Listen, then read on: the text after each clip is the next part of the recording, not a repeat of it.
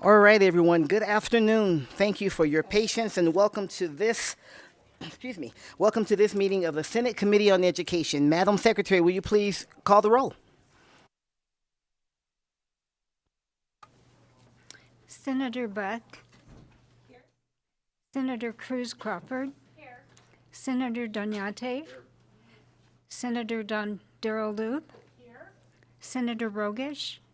Senator Titus. Chair Taylor. And I am present. Excuse me. Thank you very much. Senator Titus sent a message that she is running a little behind, so please mark her present when she gets here. I'm Senator Angie Taylor, and I have the honor of running this meeting on today. So just a couple of housekeeping items, if you will. Of course, please silence your cell phones. Any electronic device that you have, please silence those. We'd appreciate it. If you want to testify, if you plan to do so, please make sure you've signed in over at the door. And if you have a business card, please give that to our secretary so we can have record of you. Additionally, when you come up, should you come up to testify or present, make sure you turn the microphone on. And when you speak, and then turn it off when you're finished. When you speak, please be sure and give us your first and last name. The first time you speak, please spell your last name, but you must say your name every time you speak. Again, it's just because we want to make sure that we get the record right. So we welcome everybody who's here, everyone who's in Las Vegas, and anyone who is on the line. If you have called in on the line, or if you're watching on YouTube and you would like to call in to either give public comment or to give any kind of testimony, that number is 888-475-4499, and the meeting ID is 8409-139-1241. I'll give that number again when we get towards the end during public comment time. Also, you will notice that committee members have computers, have our laptops open. We look at exhibits and have notes and so on here. So please, if we're looking at our computers, please do not take that as a sign of disrespect or of inattention. But we are following along, and we want to make sure that we do so. Okay, that should be all of the housekeeping. To begin today, we do have some BDRs to introduce. And so first, we will consider BDR number 34-533, and it revises provisions relating to work-based learning programs. Remember, senators, agreeing to introduce the BDR does not indicate a sign of support or the lack of support. It just begins to get it in the process. So I will entertain the motion to introduce it. So moved. Thank you, Madam Vice Chair. Is there a second? Seconded from Senator Donate. Any discussion? Seeing none, all those in favor, please indicate so by saying aye. Aye. Any opposition? Okay, the motion carries. Second BDR we're going to introduce today is BDR number 34-854. This is provisions. This revises provisions relating to the privacy of data concerning pupils. I will entertain the motion at this time. So moved. Thank you, Madam Vice Chair. Is there a second? Second. There's a second from Senator Cruz Crawford. Any discussion? Seeing none, all those in favor, please indicate so by saying aye. Aye. Any opposition? Okay, the motion carries. And now our third and final BDR that we will introduce today, should the committee choose so, is BDR number 34-855. It revises provisions concerning policies governing the use of certain electronic devices in schools. I'll entertain the motion. So moved. Thank you, Madam Vice Chair. Is there a second? Seconded from Senator Donate. Any discussion? Okay, seeing none. All those in favor, please indicate so by saying aye. Aye. Any opposition? Okay, the motion is carried. Thank you so much, committee. We have introduced 3 BDRs that we will get in the system, and they will be coming back our way pretty soon, based upon the calendar that we are keeping. Okay, today we have two bills that we're going to have hearings on, Senate Bill 174 and Senate Bill 314. We do have Senator Lang here with us to present Senate Bill 314. We'll take that bill first. And my understanding is that there's someone on Zoom who is going to be joining into the presentation. Thank you so much, Senator, for being here. Our Assistant Majority Leader, please settle in and begin when you are ready.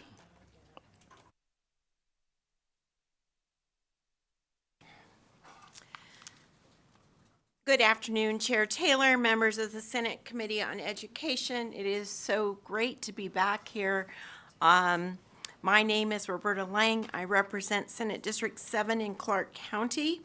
I'm pleased to be here today to introduce Senate Bill 314, which speaks to mental health content standards in health courses and mental health education training for teachers. I'd also like to introduce Robert Barcel, who is my co-presenter. He is a student at Duke and a resident of Nevada, and he will speak when I am finished. I want to begin by saying how incredibly impressed I am with Mr. Barcel's knowledge and research on this topic, his dedication to helping others experiencing grief and mental health challenges, and his drive to see this much needed legislation through. If it would be okay, we'll have Mr. Barcel speak, and then I'll go through the sections of the bill. Go ahead, Mr. Barcel. Thank you for being here. Thank you so much, Robert Barcel, for the record. And am I able to share my presentation, or? Yes, go right ahead. Staff tells me that they're ready for that, so share away. Okay, we can see your screen. Just go to the, thank you very much. Go right ahead. Thank you. Good afternoon, Chair Taylor and committee members. My name is Robert Barcel, for the record, and I was born and raised in Las Vegas, but I'm now pursuing a degree in biomedical engineering at Duke University. I'd like to thank you and the committee for giving me the opportunity to present this bill, as it is very personal to me. I have been working on this bill since 2022, presented SB 13 in 2023, and I'm very hopeful that this time it will pass. To Senator Lang, thank you so much for carrying the bill both sessions, and to your commitment to addressing the poor youth mental health in the state of Nevada. There are two questions I want to ask and answer today. First, why do we need this legislation? And two, how do we accomplish it? First, the why. Nevada has ranked last in the nation in overall youth mental health every single year since 2015, when the America's School Mental Health Report Card began conducting its survey. Moreover, of Nevada's approximately 539,000 students, 42,000 of them had a major depressive episode, and 28,000 of them did not receive any treatment. Please stop for a second and consider those numbers. So, how does this impact Nevada's classrooms? Per SAMHSA, youth with untreated mental health issues suffer from a myriad of issues, including difficulty paying attention during lessons, trouble persevering when academic tasks become challenging, frequent absences from class, trouble making friends, and difficulty following school routines and norms, which can result in suspension and expulsion.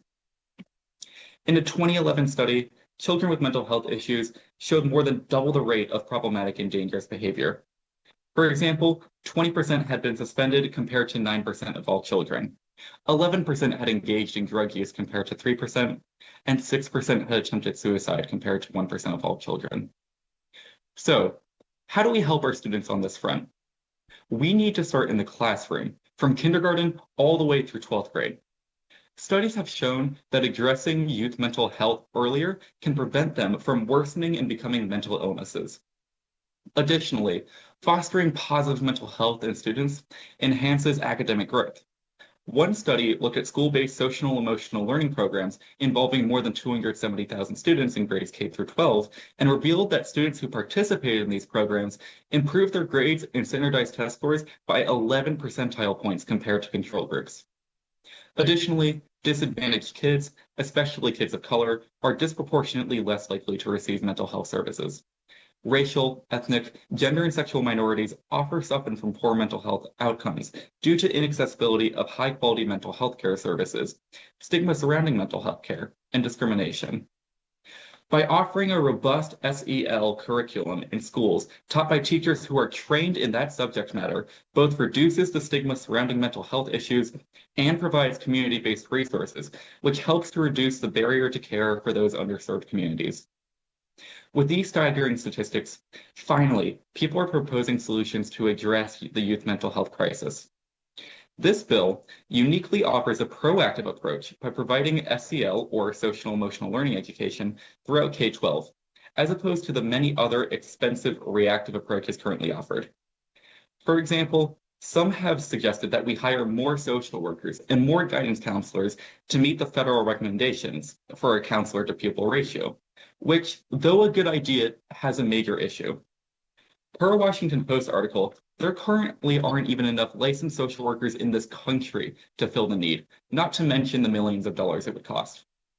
As of this month, March 2025, Nevada has only met 26.2% of the needed school psychologists, 31.6% of school social workers, and 54.8% of school counselors. Even for the fortunate minority of students that have access to mental health care, the average wait to get to see a professional makes this an ineffective option. In addition to SEL education for students, it's equally vital to ensure that teachers have proper SEL training. A 2017 study found that teachers' SEL and well-being is one of the strongest predictors for success or failure of SEL implementation and relationships with students. Due to the substantially high demands from administrators, parents, students, and the general public, teacher burnout and stress is higher than ever. Studies have shown that teachers who are trained in and develop their own SEL skills are better able to manage their own stress, have better instructional practices, better job satisfaction, better relationships with their students, demonstrate better empathy, and tend to have less behavioral challenges and overall better academic performance in the classroom. To provide more context to what SEL education may look like, I've included the Collaborative for Academic, Social, and Emotional Learning, aka CASEL's 5 key competencies. 1, self-awareness, 2, self-management, 3, social awareness, 4, relationship skills, and 5, responsible decision-making. Already, the NDE and Washoe County have adopted these standards from CASEL in their own SEL programs. In a day and age when kids are less and less adept at face-to-face social interaction and focused more on virtual interactions, SEL becomes more critical for their future and career success. As a state, and more specifically this legislature, I know we are concerned with our students' career readiness. School-based social emotional learning curricula provide a key to workforce development by explicitly teaching the social emotional learning skills employers are seeking and the U.S. economy needs. A comprehensive research report identified the 5 critical skills most likely to increase the success in workforce: social skills, communication skills, higher order thinking skills, such as problem solving, critical thinking, decision making, self-control, and positive self-concept. Many of these skills are already taught in SEL curricula. Social emotional skills such as problem solving, communication, and collaboration will become more and more critical as the digital economy transforms the workplace and traditional jobs and roles become automated or mechanized. Before I go more in depth about the bill and what SEL education looks like, I'd like to tell you a bit about my background and why this piece of legislation means so much to me. When I was 5 years old, my dad died from a sudden heart attack. That experience had a profound impact on my mental health. And for years, I had high levels of anxiety to where I wasn't able to interact with other students in a normal and healthy way. I would often daydream during class and retreated into my own shell, not being able to form those normal relationships. At the time, my teachers were ill-equipped to help me, and with my school not having a counselor, I looked to outside counseling for support. Thankfully, my mom took me to a local nonprofit called Adam's Place that ran peer support groups, teaching kids who had lost a parent or sibling the basic skills in mental health they needed to approach not only their grief, but also the rest of their life. Spending time in Adam's Place is where I learned the basic skills to approach my mental health that allowed me to achieve a sense of normalcy again. I regained my confidence and eventually was able to re-enter life. More importantly, the skills that I learned at Adam's Place are still vital skills that I use every day. So, after being a participant for about 7 years, I was trained to become a peer support facilitator, so I could help kids the same way that my facilitators had helped me. I participated in an 8-hour training in accordance with best practices as dictated by the National Alliance for Grieving Children, followed by a year-long shadowing of another facilitator. I was 12 years old at the time. Now, I mentioned my age to highlight that the lessons I was taught between 5 and 11 and then learned to teach at 12 years old are not difficult, nor do they require some kind of specialized degree. Soon after I began facilitating support groups, I realized the skills we were teaching were useful to all kids and decided to write my own non-grief specific curriculum. I used that curriculum in peer support groups alongside a recreational therapist for the next 5 years at multiple locations, including my high school and Nevada Youth Network, which is a nonprofit supporting youth in an underserved community of color located in the historic West Side.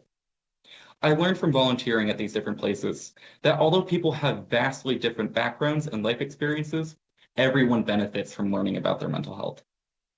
Unfortunately, when the pandemic hit, my ties to the kids were severed. So I decided to write a 100-page workbook, which I titled Everyone Has Mental Health, synthesizing my curriculum into a free, easy-to-use resource for kids and teachers everywhere.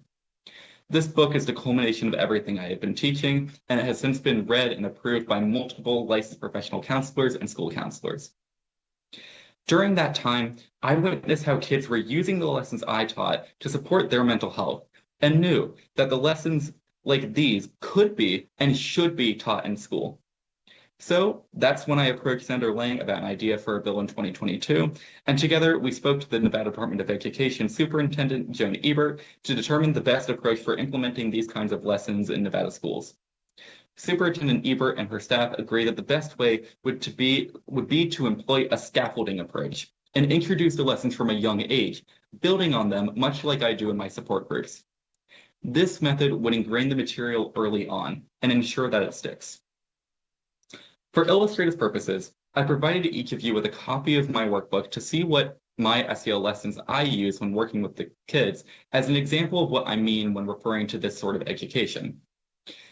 This book is geared to middle and high schoolers, and I can personally speak to how impactful these lessons have been to the hundreds of kids I've worked with, and it's the reason that I know implementation of SEL and K-12 curriculum will benefit students and teachers across Nevada.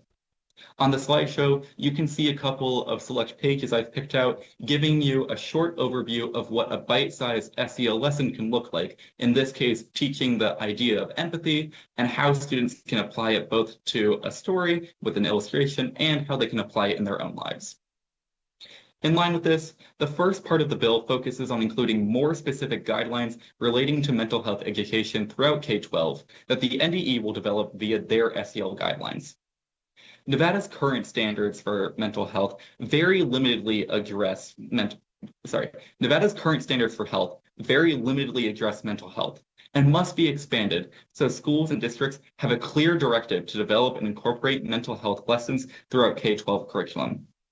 In researching various state standards, I found California and New York to be the most comprehensive and relevant. I'm including a few slides here to give an example of what I would love in a perfect world, simply to demonstrate how the current standards could be enhanced to provide the skills necessary to address the issues laid out here today. I'll quickly flip through the slides showing how in-depth other states' guidelines are for their SEL programs. Another vital aspect of the bill is to ensure that teachers are prepared to teach said curriculum. I want to stop here and quickly clarify that this will absolutely not increase the amount of required training for teachers. It only states that when a teacher gets continuing education credits to renew or originally obtain their license, 30 hours or 2 credits must be mental health related. In this way, the bill does not add any additional training and instead only earmarks a portion of their training be required to be mental health related. Sections 2, 3, and 4 require teachers to complete the course prior to renewing their license for the first time on or after July 1st of 2027. And currently, 27 states already require some mental health training to get or renew their license. Why does this bill propose this training for teachers? Because K-12 educators arguably hold one of the most important professions in our society, and yet they are underpaid, undervalued, and undersupported. In fact, studies show that teachers also maintain one of the most stressful professions, even when compared to doctors. Between growing economic disparity, declining mental health in students, dwindling classroom resources, and complicated class compositions, teachers are stressed. This training and SEL implementation will have a profound impact on Nevada's teachers by creating a more manageable classroom and giving them their own toolkit to effectively address the stresses associated with their position. The next part of the bill deals with ways to support teachers in that effort. The course developed by the Commission will ensure that teachers have a firm understanding of the new SEL concepts that will be implemented and how to teach them to their students. The bill also ensures that the Commission will provide training to rural districts in person or offer an online alternative which will be made available to ensure that all teachers have access to receive effective training. I'd like to quickly clarify here that the bill is not meant for teachers to become counselors, but rather to give them the information they need to educate their students on basic mental health topics and their own toolkits to manage difficult emotions in the classroom that the lack of counselor puts them in the position to handle. Moving along, the cost of not teaching young people about mental health cannot be overstated. When mental illness goes untreated, a cascade of unfortunate and sometimes tragic events is set in motion. These can include reduced prospects for recovery, the development of negative coping behaviors, including substance abuse, the increased chance of legal trouble and consequent criminal records, compromised academic performance, and lower graduation rates. And most troubling of all is, of course, the increased risk of mental health emergencies such as suicide and self-injury. Mental health subjects are unfortunately fraught with negative connotations, misunderstandings, fear, and stigma. Consequently, most of us are uncomfortable with these issues, and it is understandable that teachers, administrators, and parents may harbor attitudes that create barriers to talking about mental health with students absent a clear directive. This bill gives the clear directive that these subjects must be taught. Thankfully, studies have shown time and again that SEL education improves student outcomes. Researchers found that SEL programs in pre-K-12 education are effective in improving student incomes regardless of socioeconomic status, age, location, gender, and ethnicity. Addressing the return on investment, a 2015 study that found that for every dollar spent on SEL programs, which includes costs for curriculum development, teacher training, and program administration, schools received on average $11 in return due to improved mental health and academic success and decreases in crime and behavioral issues in the classroom. So, as you can see, SEL programs are the most efficient and economically sustainable approach to improving mental health and academic outcomes in the classroom. The passage of SB 314 will represent a profound legislative achievement, ensuring all Nevada students will be better prepared for life. They will be better prepared because they will have the vital knowledge to process their own life experiences, mental health challenges, and in some cases, mental illness.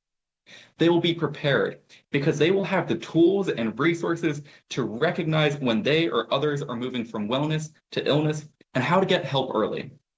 They will be prepared because they will understand that mental illness is not something to be ashamed of, kept secret, ostracized for, or feared. They will be prepared because the truth about mental health will cultivate stigma-breaking empathy for others. And they will be prepared because they will be better equipped with healthful knowledge that will serve them, their families, friends, and neighbors for a lifetime. As you consider the need for this legislation, I will leave you with this final slide recapping all the many areas this bill addresses. I'd like you to think about all the benefits mentioned in this slide, and also about your own everyday life. How often are you using some of the topics you were taught in school? How often would you use in education in topics approaching issues like relationships, self-compassion, coping skills, and many more? When you go back to discuss this bill, please ask yourself how offering this type of education throughout 13 years of school would serve our students and our teachers. Thank you very much for your time, and I stand ready to answer any questions you may have. Madam Chair, I would like to go through the sections of the bill. This bill requires the mental health standards developed for a health course correspond with social and emotional learning standards developed by the Nevada Department of Education and include information on mental health and mental health courses, resources to students. Section 1 defines mental health resources as an information pupil may use to address a mental health concern, including information that that an individual may use to seek help for mental health treatment, on accessing certain mental health professionals provided by a school district or a charter governing board, and 3, information relating to suicide awareness and prevention. Section 3 of the bill requires that regulations adopted by the Commission on Professional Standards in Education regarding the licensing of educational personnel include a requirement that the applicant for a teaching license complete a mental health education course before receiving the license. The Commission must also adopt regulations that prescribe the contents of the course and require teachers seeking license renewal complete at least 2 credits of the course. Additionally, Section 4 requires professional development training for teachers to include mental health education, including social and emotional learning standards developed by the department. Additionally, I would like to let you know that I've been working with the Superintendent's Association, NAS, and we will have an amendment that will reduce the 30 hours as we felt that may be a little too much. And it will also address if a teacher's moving to the state to teach and they don't have a mental health course, and we need teachers, and that would be a barrier to figure out how we could get them licensed, and they would get some time to complete a course. So with that, we stand ready for questions. Thank you. Thank you, Senator. We will open it up, and thank you, Mr. Barcel. We appreciate you presenting on Zoom from college. We'll open it up for any questions that the panel, that the committee may have. We'll start right here with Senator Rogich. Thank you, Madam Chair. Thank you, Senator Lang, for bringing this bill, and thank you, Mr. Barcel, for your testimony, your strength, and advocacy on behalf of others. As the mother of a daughter who committed suicide, I appreciate the bill's goals, so thank you. Roberta Lang, for the record, thank you so much, and I know that must be painful. Thank you, Senator. Other questions from the committee, Vice Chair? Yes, thank you very much, and I remember this bill from 2023, so thank you, Senator Lang, and thank you, Mr. Barcel. I do have some questions, though, because this bill is enhanced from last session's bill. So one of the questions I have is, first of all, I could not read what was on that last slide, so if we could get a copy of that slide, it would be beneficial, where it said passing the bill does this, so that we could see that. But also, is this curriculum that you're presenting us, are you suggesting that this would be used in school districts? And if that's what your suggestion is, then is it evidence-based? Has a research company gone through and done what they need to do for evidence-based research for mental health curriculum?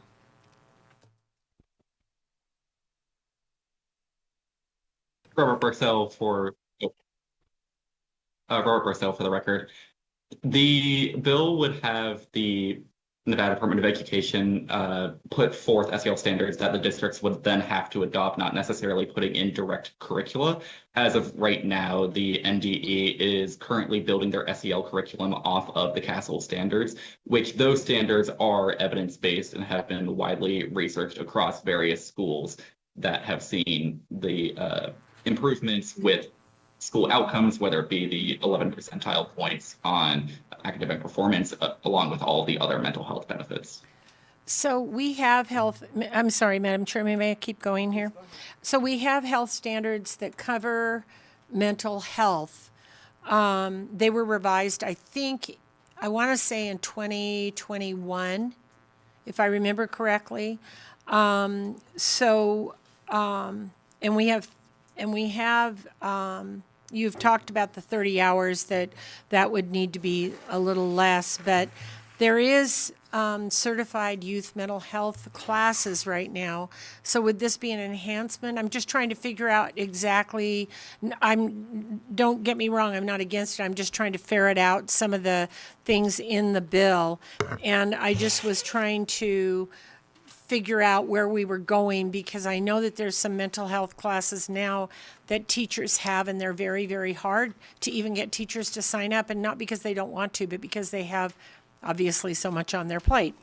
So that's a mandated suicide prevention class.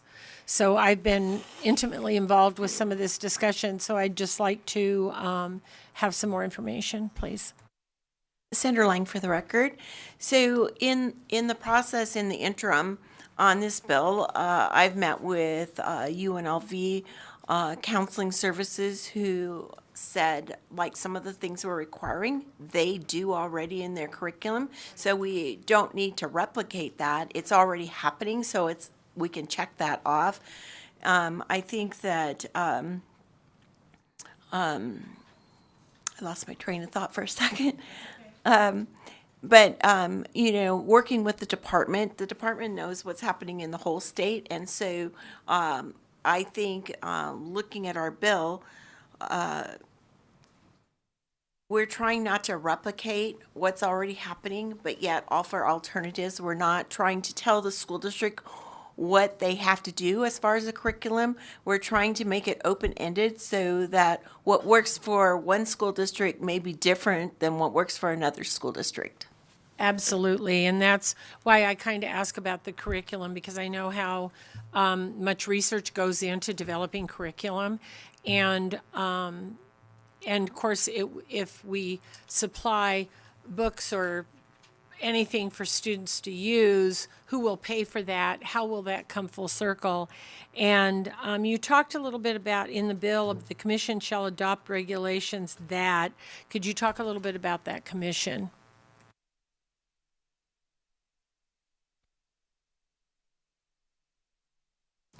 Okay, I guess I'm up.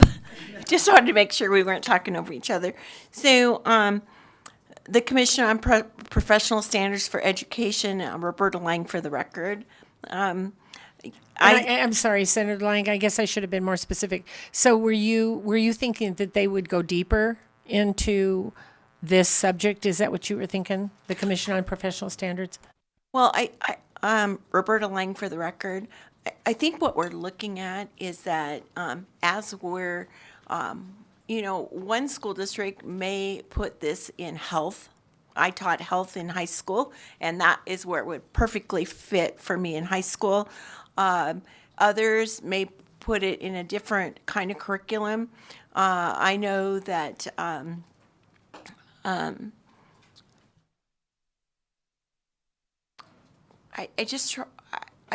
we don't want to be prescriptive. We want to give school districts the opportunity to work with the department and have input on how this is managed. Robert Purcell, for the record. The intent is to have it where there can be new high-level guidelines put forth by the NDE that then each individual school district can go and implement in however they see best, where to Senator Lang's point of it might be incorporated to a health class, a school could also incorporate it into a science requirement, say teaching the relationship between mental and physical health, or they could incorporate it into their reading writing requirements by having students write out about their stories or have discussions, and that being able to cross-list requirements. That way it can be the easiest for schools to incorporate it in what way works best for them. Thank you. And the reason I was asking that is because I know we already have a suicide prevention model in place. And in section 4, number 2, it says that each district and charter school shall, as applicable, enter into agreements with the Nevada System of Higher Ed and other school districts and charter schools to provide professional development training online. So I was kind of trying to figure out, I'm just trying to figure out in the broad sense how this will all work, because I know that we have some things already on the books, if you will. And so I was just trying to ask some of those questions.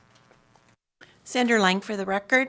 I think in the in-service credits, we're looking at schools being able to figure out they get X number of in-service days a year, and how could they use one of those in-service days on mental health to help create a program that works for their school and all the grade levels.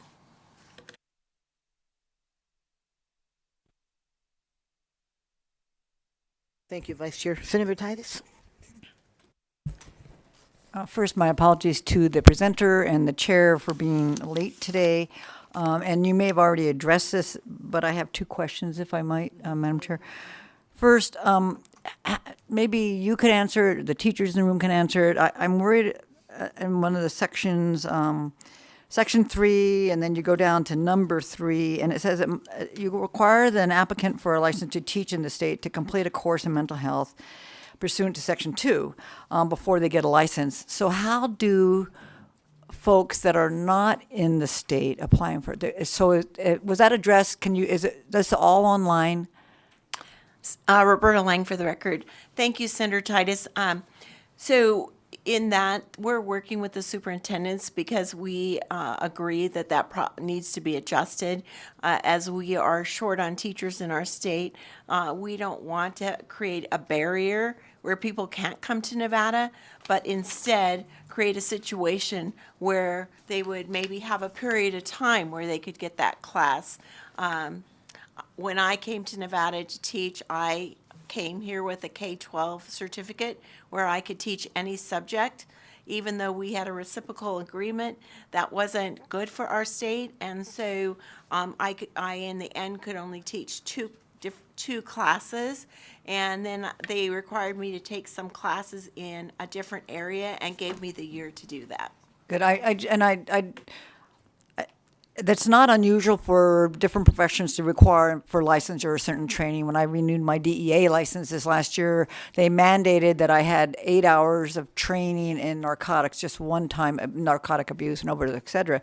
But then they offered it online for free. And so that's my next question, is the cost to these programs. Are there, I think the vice chair mentioned the cost of the books and who's paying for those if there are books. How does this typically work? Are these offered free online so we can get these folks here, or what is it usually expensive? Can you give me kind of an idea about that one? Sure, Senator Lang for the record.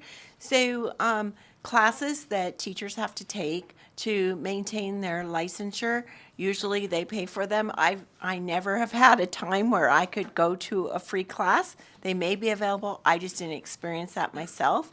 And so that's how, you're required, if you want to move up on the salary schedule, you're required to take a certain number of credits to move up on the salary schedule. And this would be an option for someone in one of the classes that they would need to take.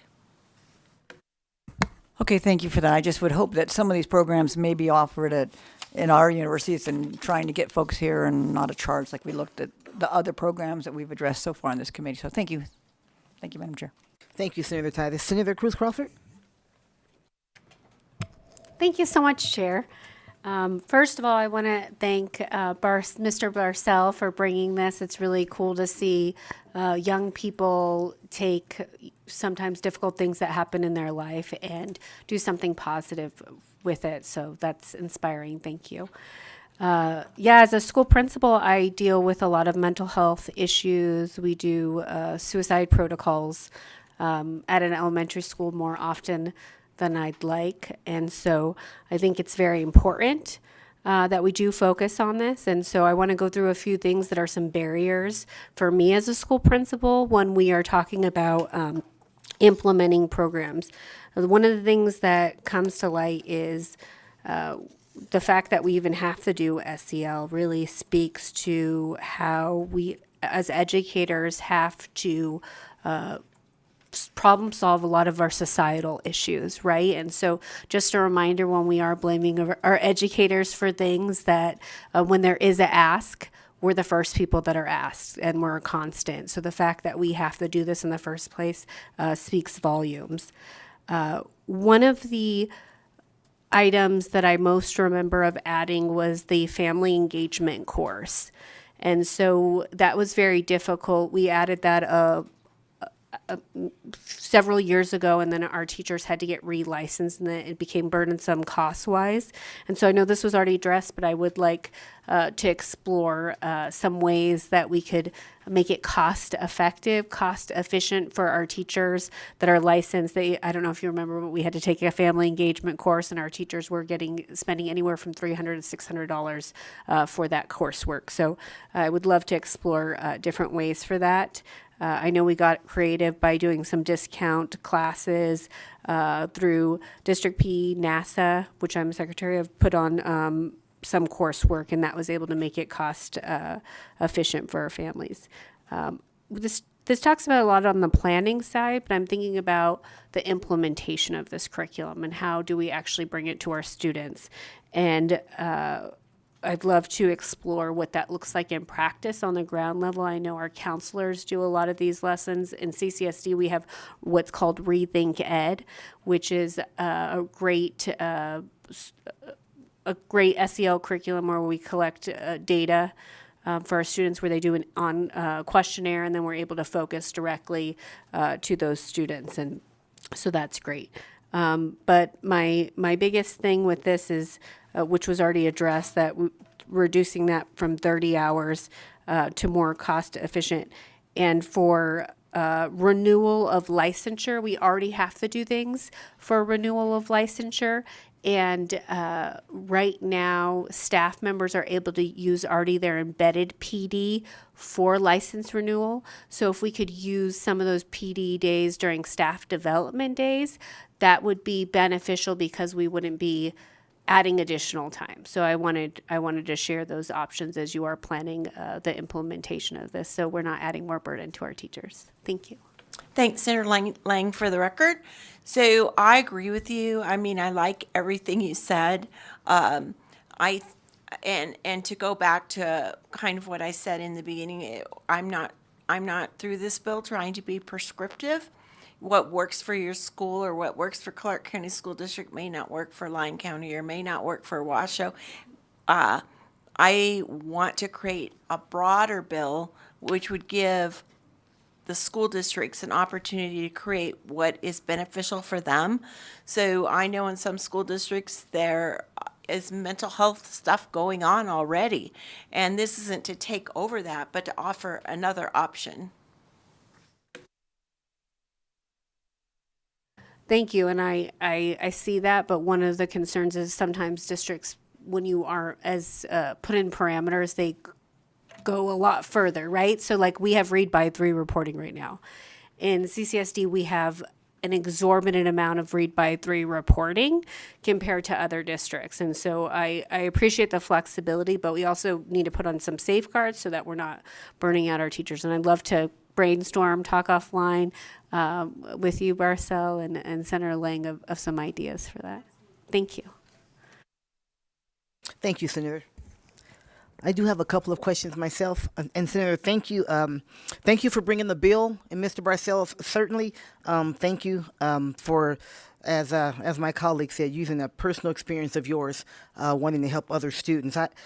First a comment. I'm from the Washoe County School District, used to be on that school board, many of you know that, and Washoe County School District embraced CASEL quite a while ago, and is actually one of the national leaders in that, and my understanding, not my understanding, but my remembrance of this is CASEL was a really positive addition to what the teachers and the educators used at the Washoe County School District. I do know that, so I'm excited to see CASEL here. I do know that curriculum, that whole program is evidence-based and has been for quite some time. And I want to kind of put that with, is the intention to use CASEL? Is it to use Mr. Barcel, I believe that's the workbook that we have, or can you give me a little bit of idea about what curriculum you have in mind, or maybe generally where the standards may come from? Mr. Barcel, she's looking at you. Thank you, Senator Taylor. I think you're on mute, or are you on, Mr. Barcel? Are you on mute? We can't hear you. Start again. Good, very good. Go ahead. Are you able to hear me now? Yes, go ahead. Perfect. Robert Barcel for the record. For the curriculum, it would have the CASEL guidelines that incorporated, or it in my best world, that's how it would look, as that's something that the NDE and, as you mentioned, Washoe County are already using and have seen positive results with. As for the workbook itself, that was meant more as an illustrative example than as something to be incorporated into any sort of guidelines. But as the NDE continues to work on their SEL standards and put forth new guidelines, I think that CASEL is a great framework to build off of. Thank you, Mr. Barcel. Other questions from the committee? Okay, seeing none, Senator, we will invite you to sit back if you would, and we will open it up for, still during this hearing for Senate Bill 314, we'll open it up for anyone who would like to testify in support of Senate Bill 314. Anyone here in Carson City, please come forward. If you're there in Las Vegas and would like to testify in support, please come forward to the table that's before you, and then we will go to the phone lines. Thank you, sir. State your name and spell your last name for the record, and you'll have 2 minutes. Perfect. Thank you, Chairman. Woody Worthington from Green Our Planet, WORTHINGTON, and I'm here representing Green Our Planet. It's the largest nonprofit school garden organization. We're committed to hands-on education, sustainability, and obviously student wellness throughout the garden and hydroponics program. We strongly support SB 314 because mental health is foundational to student success. Through our programs in hundreds of schools, we see every day our project-based learning can help students manage stress, build confidence, and feel more connected to their schools and community. This bill also thoughtfully addresses the challenges that stalled similar legislations during the last session by streamlining implementation and aligning more closely with existing mental health and educational framework.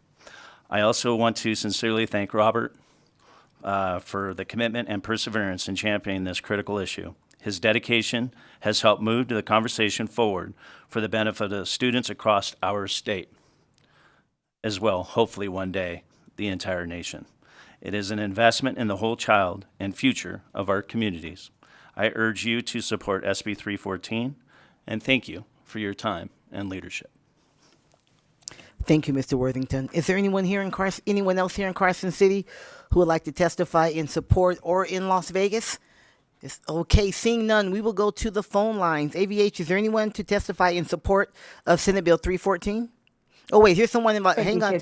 I'm sorry, just a moment. We do see someone coming forward in Las Vegas. If there's anyone else in Las Vegas, please come forward at this time, and then we'll go to the phone line. Sir, please go right ahead when you're ready.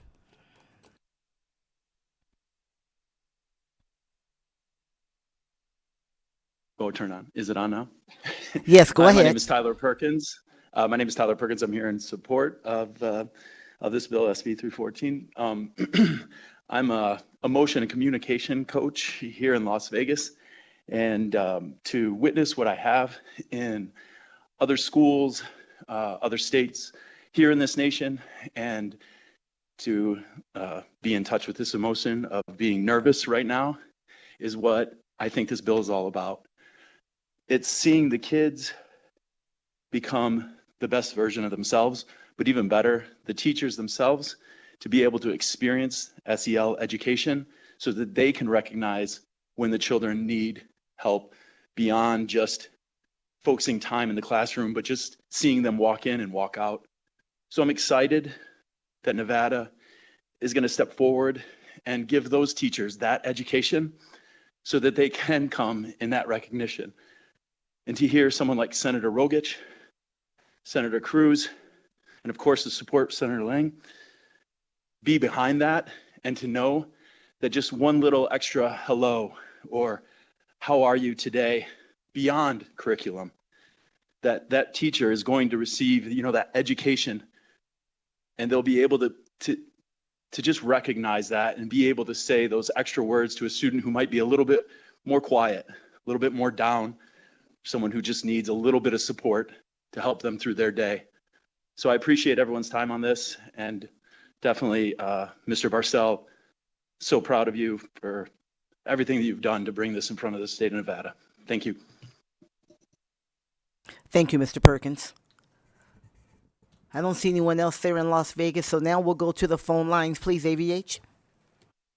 Thank you, Chair. To testify in support of Senate Bill 314, please press *9 now on your phone to take your place in the queue.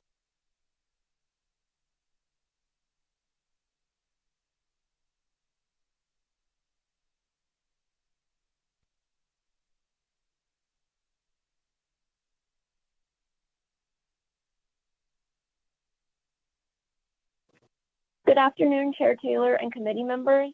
My name is Peyton Barcel, and I'm honored to be here today to share my perspective as Rob Barcel's older sister. First and foremost, I want to express my deep gratitude to Senator Lang for championing this important legislation and to all of you for taking the time to consider its significance. Growing up, I faced significant challenges with anxiety and depression. After my dad passed, I had extreme difficulty concentrating in class. I remember sitting in classrooms, overwhelmed by feelings of self-doubt and isolation, unable to focus on the lessons being taught.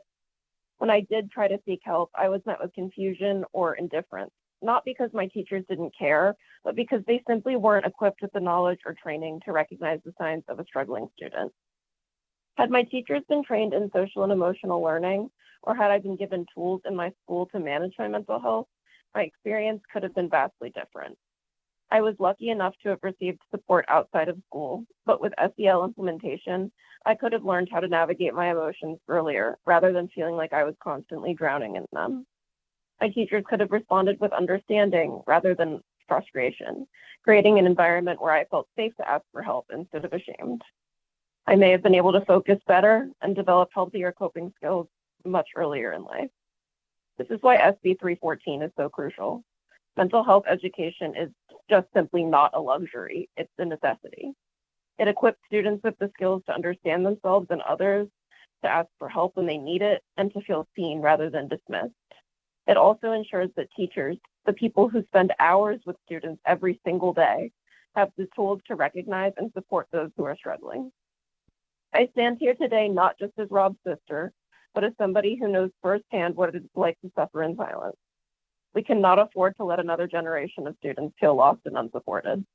Passing this bill will give Nevada students a chance that I never had, a chance to learn, grow, and thrive in an environment that understands the vital connection between mental health and education. Thank you so much for your time, and I urge you to support SB 314. Thank you, Ms. Barcel. AVH, is there another caller? Yes, ma'am. We have one additional caller. Good afternoon, Senators, and thank you for your time today. My name is Christopher Lee, here in support of SB 314, and I'm a current senior at Bishop Gorman High School. But for middle school, I attended Hyde Park Middle School in CCSD. Before this testimony, I surveyed my former Hyde Park classmates for their perspective on the mental health resources that were available to us, asking them, where could you go if you had a pressing question regarding mental health? The inability to identify a reliable resource was consistent among all of my peers, some citing the counselor and some having no clue at all. And the impact of this lack of resources was exacerbated by the COVID-19 pandemic, which took place during my time at Hyde Park, leaving many without the valuable resources to preserve their mental health in a time when it was needed the most. What is alarming is that much of this has not changed. Posing the same question to my sister, who is currently a freshman at West Career and Technical Academy here in Vegas, she too recognizes the deficiency. At my current high school, Bishop Gorman, we have a wellness counselor who specializes in mental health. And fellow students I talked to noted tangible benefits through methods such as relaxation techniques and stress management. They stated that this consistent resource was helpful in times of distress and anxiety. Now, reflecting on both my high school and middle school experiences, having seen their benefits and their limitations, it is clear to me that this bill addresses the issues I stated before by providing students and faculty with the best of both worlds. Mobilizing existing employees instead of requiring outside wellness counselors, this bill creates a teacher network that is well-trained without requiring extra courses or extra burden for teachers. As I depart for college next year, I feel that I have a responsibility to play a small part in leaving Clark County students in better hands, especially considering my little sister, who has 4 years ahead of her in CCSD. I want to ask her the question, where could you go if you had a pressing question regarding mental health, and hear her say, everywhere. Help is really everywhere. Thank you for your time, senators, and I hope you support SB 314. Thank you for your call. Would you mind spelling your last name for us before you go, caller?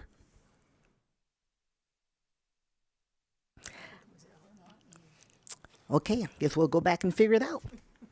Okay, AVH, thank you so much. Now we will open the hearing for any testimony in opposition. If you're here in opposition to Senate Bill 314, please come forward at this time, either in Carson City or in Las Vegas. Okay, seeing none. AVH, is there another caller? This is for opposition. Thank you, Chair. To testify in opposition to Senate Bill 314, please press star 9 now to take your place in the queue.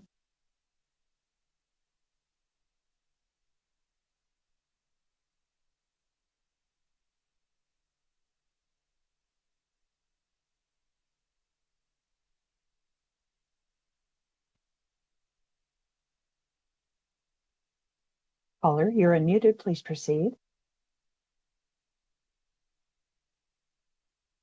Caller, please ensure that you're unmuted on your phone on your end. I'm sorry about that. Good afternoon. My name is Lorena Biasotti. I'm a CCSD trustee speaking for myself today. I appreciate the intention behind this bill, as we all do care about our children. But incorporating emotional learning into school lessons, essentially turning teachers into therapists, is a huge mistake. The American Enterprise Institute has criticized SEL for changing the role of the teacher from a pedagogue to something more closely resembling a psychotherapist, social worker, or member of the clergy, no less concerned with the child's beliefs, attitudes, and values. Those opposed to SEL have cited CASO's 2020 initiative, Transformative SEL, as further evidence that SEL has left-wing political overtones. So I do oppose this bill. Among its goals, it interrogates social norms, disrupts and resists inequities, and co-constructing equitable and just solutions. But I feel our teachers are burdened enough already with the proficiency rates that we have to overcome right now within our school districts, and that should be the focus. And we do have a place for our therapists to come in and talk to our students and give them that assistance. But I don't believe this is just another hat that our teachers should be wearing. So for that, I oppose this bill. Thank you. Thank you, Trustee. AVH, is there another caller? Chair, there are no additional opposition callers at this time. Thank you so much. And now we're open the hearing for anyone who would like to testify neutral. If there's neutral testimony, please come forward at this time here in Carson City, or if you're in Las Vegas and would like to testify neutral, please come forward at this time, and then we'll get to the phone lines. Please go ahead when you're ready. Good afternoon. Dawn Echeverry, President of the Nevada State Education Association, the voice for educators in all 17 counties. NSCA is testifying in neutral on SB 314. We want to thank Senator Lang for prioritizing mental health and look forward to working with her on the amendments. Thank you, President Echeverry. Please go ahead. Madam Chair, members of the committee, my name is Susan Keema, K-E-E-M-A. I am the Executive Director for the Nevada Association of School Superintendents. We are testifying today in neutral for SB 314. As Senator Lang mentioned, we are in discussions with her regarding the bill, and we just want you to know that superintendents do support mental health initiatives in this state. Thank you. Thank you, Ms. Keema. Please go ahead. Thank you, Madam Chair, members of the committee. My name is Tom Clark. That's T-O-M-C-L-A-R-K. I'm here on behalf of the Nevada Association of School Boards. And like the previous two callers, we are in neutral on this particular piece of legislation. I'm really glad that we're neutral because my 17-year-old daughter, who's very, very involved in the teen mental health crisis in the state, would kill me if I came up in opposition to this particular piece of legislation. We recognize, we know, as school administrators and as parents and others, that there is a crisis amongst our teens, and we must do everything we can to address it. So we look forward to working with the sponsor on this bill. We appreciate her bringing it forward. And I think one of the previous comments that was made is we do need to make sure that every person that these kids that are in crisis touches has a way to find them the help that they desperately need. Thank you, Madam Chair. Thank you, Mr. Clark. Seeing no one else coming forward in Carson City, we'll go to Las Vegas. In Las Vegas, we'll take your neutral testimony at this time. Please go ahead when you're ready. Thank you, Madam Chair. Yesenia Gonzalez. I'm here speaking on behalf of my sons. I have a special needs son. And as mentioned, you do have courses that these students take in high school. And I can tell you from the experience of my special needs son, it was not a very positive experience for him, as our special needs children struggle with expressing, verbalizing feelings, especially when it came to speaking of suicide awareness. I'm going to give you an example. The teacher did a questionnaire from 0 to 3 in regards to where children lay with stress. Children, I guess, normally are in the 300 percentile. My son was in the 600.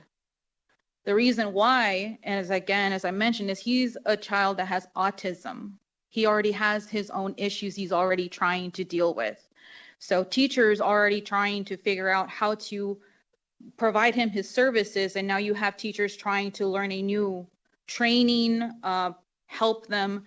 Luckily, at my son's high school, they do have great supports. If my son is in need, he can, take a pressure pass and go and take a break, or they have a room opened in the library where kids can go and take a break to calm down, cool off. I think that this would be very difficult for teachers as well. You already have a lot of vacant spaces. I would hate to see more stress on these teachers trying to learn a new curriculum, and also a lot of divisions within families when it comes to supporting. I'm not 100% in opposition. It's just, I kind of want you to understand from a special needs parent's perspective how difficult it is for us to help them when they're trying to learn these courses. I applaud this individual for trying to bring something positive forward, but for those of us Ms. with Gonzalez, special I'm sorry, needs, will you it's wrap not up gonna the work. comments? I'm sorry, your time is up. Would you mind wrapping up your comments, please, ma'am? Thank you. Yes, that's pretty much it. Thank you. Thank you so much, and we will actually put that in the opposition category, just to make sure your comments are accurately reflected. Is there anyone else in Las Vegas? Please come forward at this time. Thank you, ma'am. Please go ahead when you're ready. Thank you, Madam Chair. Anna Binder for the record, Annabinder. I am a mother to 3 children whose father died when they were in elementary school. And I can't begin to say that whether their school was equipped for it or not. They really, really did everything that they could to get them to come to school, hold them together, and help them succeed academically, while they were just really not wanting to do a whole lot. And I also have a son with autism and behavioral mental health, and he's had to be institutionalized because of the suicide programs over 9 times in his life, and he's only 16 years old. And everything that our schools have been doing have been very critical to keeping him safe, keeping others around him safe. And I just texted him when you guys were talking about stuff, and I asked him, I said, do you still, know where you can go to get help if you need help while you're on campus and I'm not with you? And he said, absolutely, my counselor, why? And I said, oh, okay, it was just a question. And then he said, there's also a phone number on the back of my ID, and I have had to call that before, Mom. So I just wanted to, it's not that I don't support or do support, I just wanted to really highlight that we have some really great employees within Clark County School District that have gone above and beyond over the last 15 years to make sure that my children were seen and healthy while they were attending to school. Thank you. Thank you, Ms. Binder. Seeing no one else coming forward in Las Vegas, let's go to the phone lines, AVH. Thank you, Chair. To testify in neutral to Senate Bill 314, please press *9 now to take your place in the queue.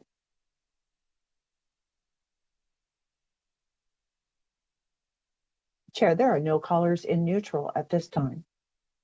Thank you so much. We'll go to our sponsor, Senator Lang. Would you like to have any closing comments?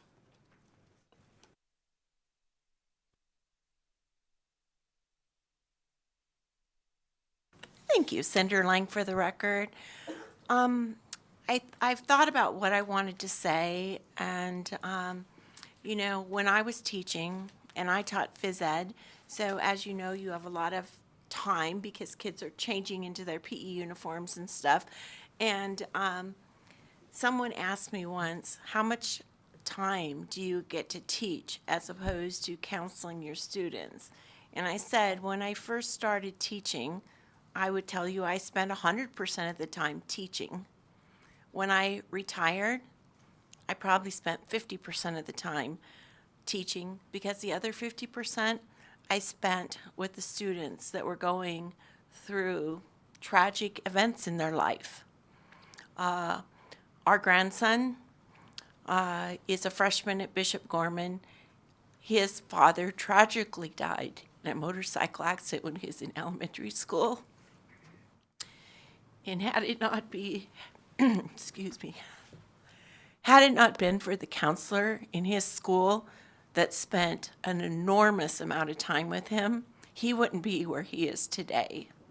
And so I think it's really important to provide an avenue where kids that are going through awful stuff can get the help that they need.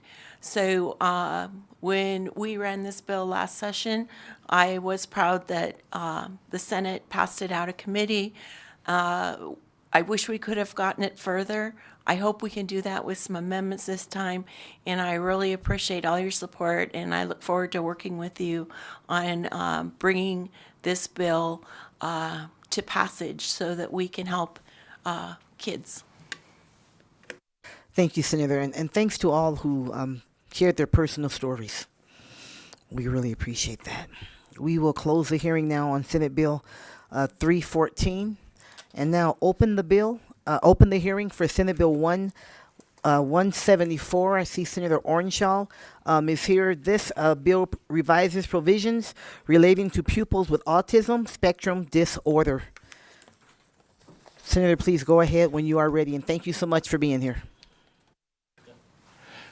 Good afternoon, Chair Taylor, members of the Senate Education Committee.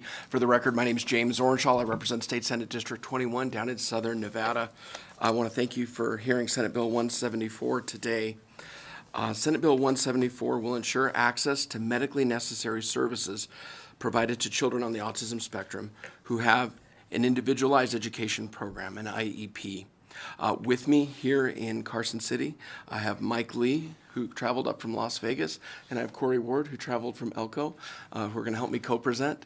And down in Las Vegas, I see Julia Ostrovsky, Dr. Eric Lovas, Jillian Barjan, and then in the back, I've also got Alan Mamaclay and Michelle Scott Lewing and Jan Crandy, who are all going to help me co-present Senate Bill 174. Senate Bill 174 aims to help children be more successful by being able to work with their therapist on ABA therapy. And with your permission, Chair Taylor, I'd like to turn it over to Mike Lee, who has a PowerPoint, and then to my co-presenter, Corey Ward, then down to Las Vegas. Then I'm happy to answer any questions and do a walkthrough for the bill. Thank you, Senator. Mr. Lee, please go ahead when you're ready. For the record, Michael Lee. Good afternoon, Chair Taylor and members of the committee. My name is Mike Lee, M-I-K-E-L-E-E. I am an attorney and I'm a father in Southern Nevada. Thank you for your time today, and thank you to Senator Orenshaw for working so hard with me on this bill. First, I'm sorry.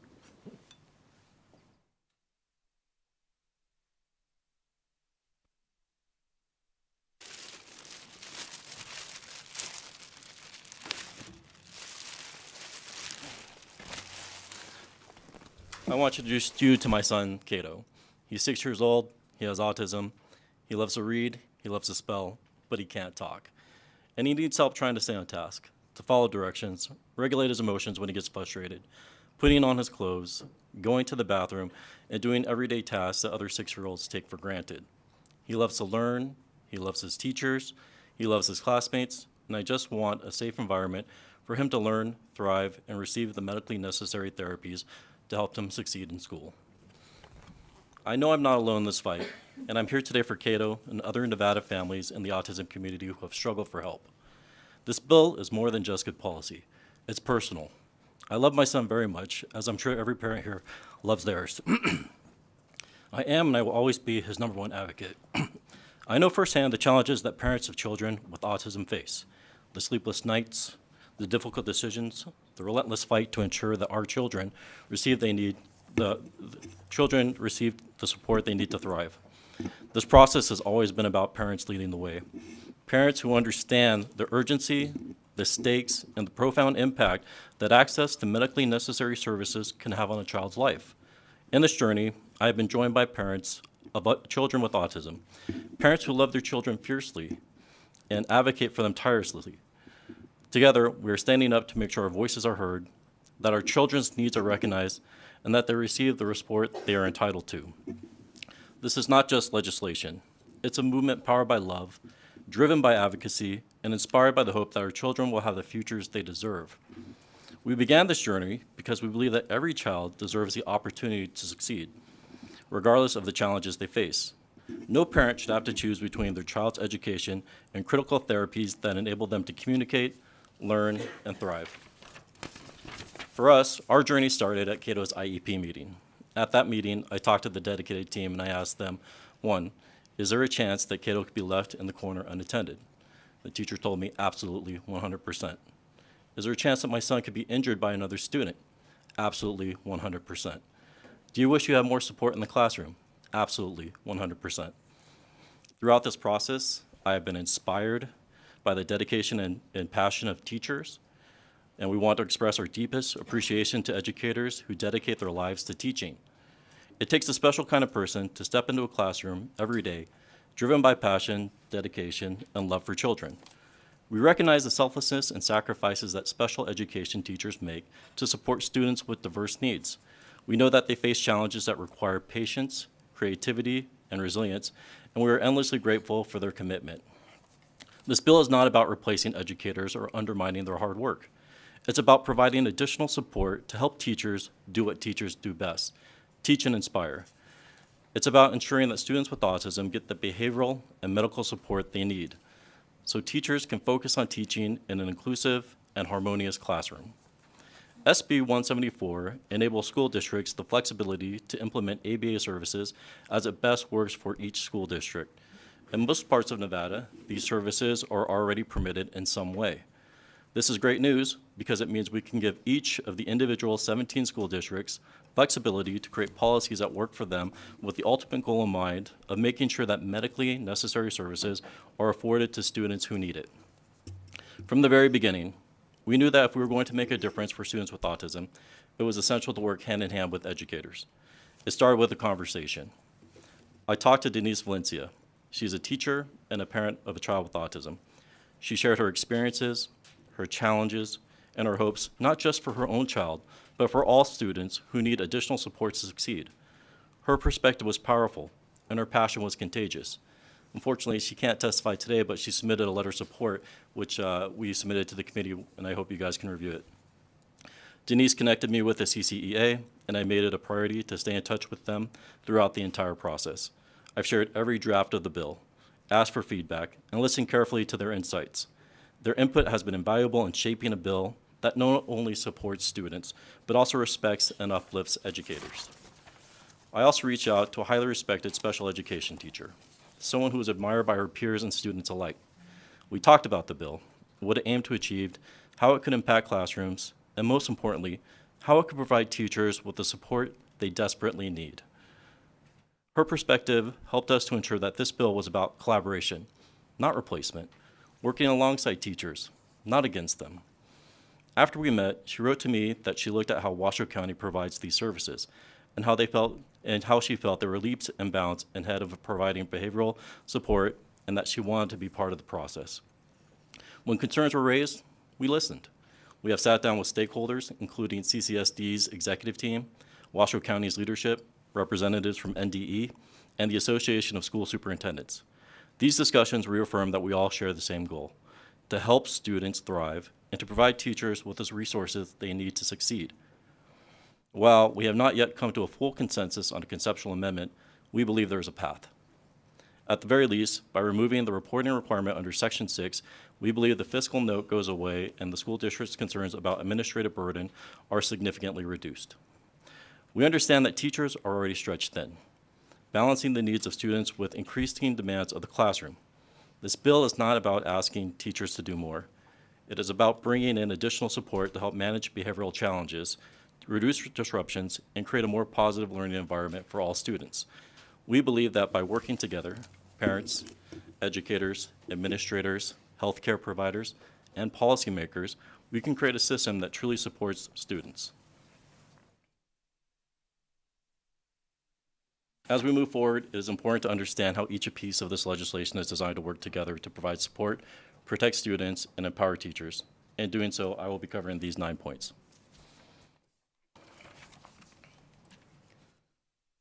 This slide covers why this legislation is necessary. We want to increase access to ABA therapy for students with autism in the classroom. For clarity, ABA is a medical therapy covered by most insurances for autism, as well as fetal alcohol syndrome and Down syndrome.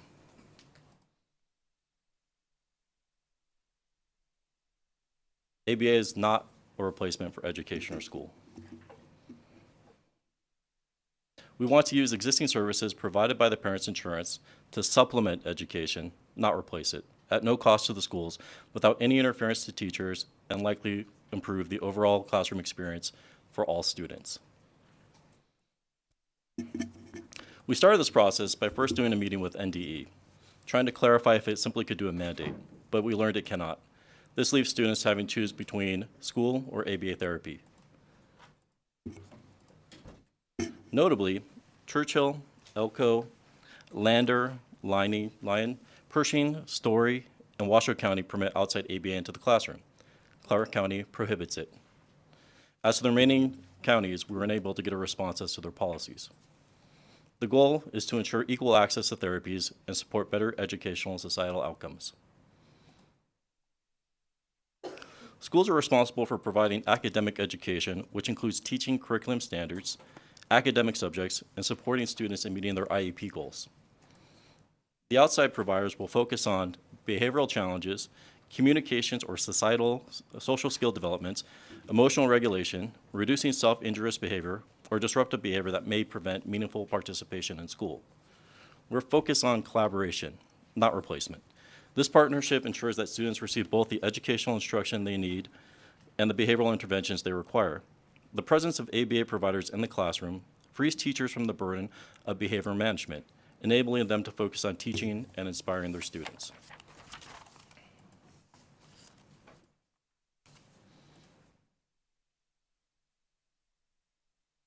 The key features of this bill include allowing ABA therapy into school by licensed outside service providers, funded through Medicaid or private insurance, not paid for by the school, protecting students' rights under IDEA, FAPE, and the ADA, focusing on collaboration between educators and medical providers, and providing the drastically necessary support for teachers in the classroom.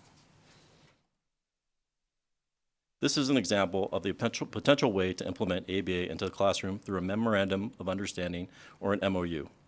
This format gives each of the individual 17 school districts flexibility to create policies that work for them. The highlights of the MOU include the distinction of the roles, where it makes it clear that ABA is not designed to supplant educational support provided by the school. Instead, it is intended to help the students develop the foundational skills necessary for accessing educational content more fully.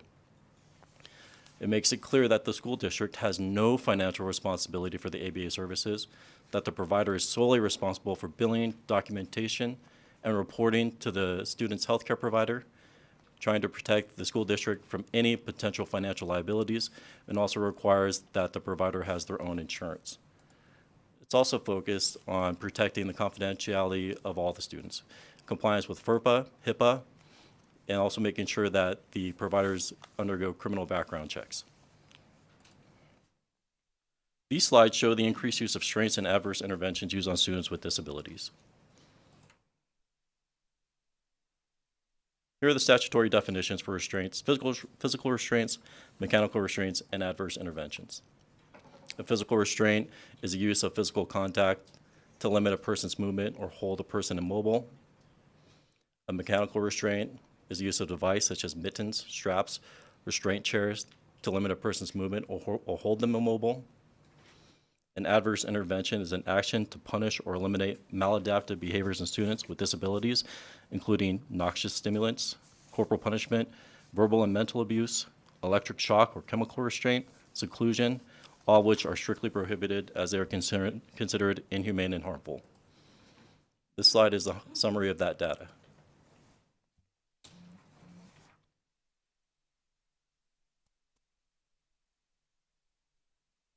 In February 2024, a Nevada substitute teacher was convicted of 3 counts of child abuse and neglect of a special needs child. This is not about blaming or shaming educators. It's about recognizing the real challenges teachers face every day in classrooms that are often under-resourced and under-supported. This substitute found herself in a classroom, alone, without an aide, overwhelmed, and unequipped to manage those behavioral challenges. Tragically, her frustration led to an incident of abuse that changed her life and the life of that child forever. Would her life have been different if she just had more support? Would that child's life be different if they weren't subject to abuse? The vacancy data clearly shows a shortage of special education teachers across Nevada, and especially in CCSD. It's not just about the numbers. It's about the classrooms without the necessary behavioral support, leading to increased frustrations and the unfortunate rise in the use of restraints and adverse interventions. There is a direct line from the understaffing to increased behavioral incidences.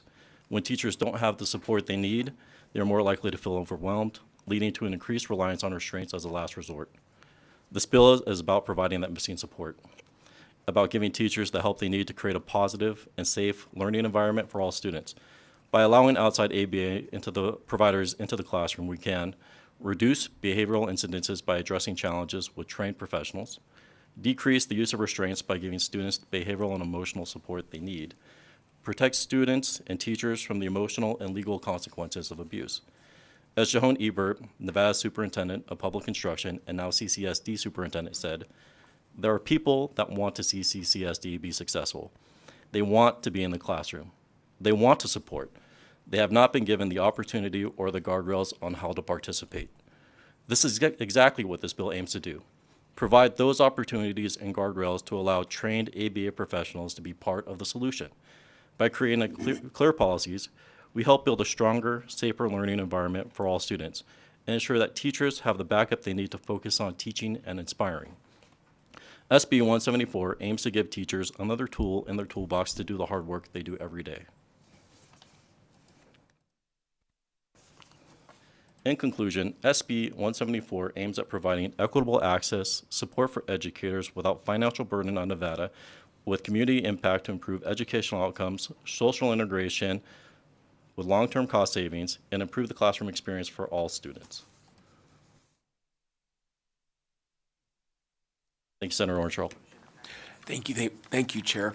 If I could turn it over to Corey Ward, with your permission, Chair. Thank you, Senator Taylor and Education Committee, for allowing me to speak today. My name is Corey Ward. I am from Lamoille, which is 15 miles south of Elko. Okay. I'm on the opposite end of the spectrum of this gentleman over here because I have a 31-year-old son who has autism and is nonverbal. He lives at home with me and my husband, who's right there. He began applied behavioral analysis treatment when he was 14 years old, and I'm proud to say he's happy. He spends his day doing his chores, shopping, eating out, scrolling through YouTube, and interacting with community members. He receives services through Nevada Neighbor Network, but he is no longer aggressive. What I know about ABA, I learned through his 6 years of treatment. Professionally, I am a secondary math and science teacher. In this role as a teacher, I have had registered behavior technicians, the RBTs, and the board certified behavior analysts providing services in my classroom. I have a master's of special education from Western Governors University, and now I am teaching special education in Elko. I'm also the chair of the Commission on Autism Spectrum Disorders, but I am not here in that capacity today. Initially, I was not in favor of this bill, so I sought out more information. As the chair of the Commission on Autism Spectrum Disorders in November, I requested a presentation from Medicaid to inform the Commission about how school districts are billing Medicaid for BCBAs and RBTs, and if school districts can bill Medicaid for contracted BCBAs, because that's what we have in Elko, or contracted BCBAs. I received a very short email response stating that the districts are billing, however, no specifics and no data. I continue to request and am still requesting that they present on a monthly basis, but they have not presented. Ideally, I think that school districts should be able to bill for BCBA and BCBA and RBT services. However, this does not seem to be happening for the majority of our students or for contracted BCBAs. Next, I thought about Douglas's therapy and how he achieved his successful outcome. So back in the beginning, in 2009, there was 6 really super lucky kids in Elko, and Doug was one of them. And so he had services through the Lovas team up in Elko. And how did he end up with such a great outcome? When Douglas was 14, he had clinically significant aggression towards himself and others. This means biting, scratching, slapping, anyone, anywhere, grocery stores, doctor's offices, it's school, at home, biting faces. That's when he started 40 hours a week of ABA by specially trained and closely monitored staff. His mastered activities were communicated to his family and teachers, and his treatment took place throughout the community. I believe that these 3 components, the 40 hours a week, the community-based therapy, and practicing mastered skills in all environments are critical for children who may be like Douglas, as well as those with fewer needs. As a special education teacher, I see the kids are still like Doug that are coming through, okay? So then I considered what's happening in our schools. In Nevada, there's a lack of special education teachers. Positions are filled with full-time substitutes and students in an alternative route to licensure program. Neither of these groups would likely have the skills to provide ABA. Looking forward, there are numerous job openings in special education in Nevada. Clark County is advertising 178 positions, Washoe 52, and Elko 20. Furthermore, I've earned my master's degree in special education, but it doesn't provide me with the skills to implement ABA or oversee like a BCBA. My opinion about SB 174 changed as I realized that SB 174 would bring autism expertise and supports into the classroom, which would improve classroom experiences and long-term outcomes. Receiving treatment during the school day, which from Elko is from 8:20 to 4:10, will increase the number of hours a child will be able to receive treatment. After 4:10, that kiddo is pretty darn tired, and going home and doing more therapy is going to be tough to schedule. Most importantly, ABA must be generalized throughout the community. This includes a child's school, stores, restaurants, theaters, and home. If skills acquired in ABA are going to be maintained, they must be practiced throughout the child's day. A quick story for this. I have twins. And when they were little, I dressed them the same. They're identical boys. I dressed them the same so that you could tell one from the other. So if I lost one in the store, I just hold the other one up and be like, he looks like this. Okay? So I had the same jacket for the boys. And at school one day they said to me, why don't you just send the same jacket for Dougie every day? I'm like, what do you mean? They're the same jacket. And one of them zipped on the left and one zipped on the right. So they couldn't teach him to zip the jacket because it changed randomly which way it zipped. And so what I'm trying to communicate is that if we're going to teach them skills, they need to practice them every day, and it needs to be something like what BCBA offers and what RBT offers. They have a very strict protocol for how things are taught and to ensure that the child can learn them. When ABA staff are in the home and in school, ABA staff can communicate to teachers and parents the child's mastered skills and how to implement these in their environments. I ask you to please support SB 174 to improve long-term outcomes for students with autism. I think we're super lucky Dougie wasn't institutionalized. You guys have the data. You guys know the numbers. Institutionalizing is very, very, very expensive compared to adults with autism living with their parents in the community. So that's all. Thank you very much for your time. Thank you, Chair. With your indulgence, if we could go to my co-presenters in Las Vegas.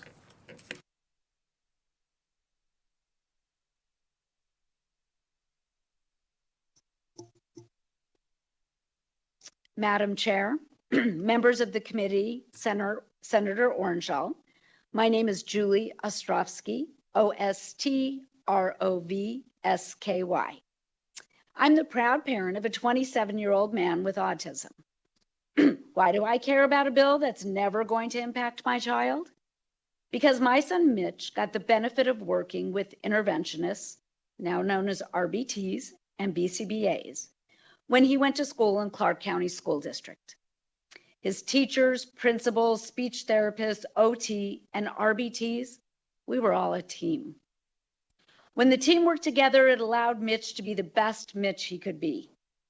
When a teacher had a problem with behaviors for Mitchell, they happen on occasion, she could contact me and we'd bring in our RBTs, our BCBAs, and as a team, we would develop a strategy to figure out what was triggering Mitch and then how we could help. That was important because Mitchell's teachers had other students.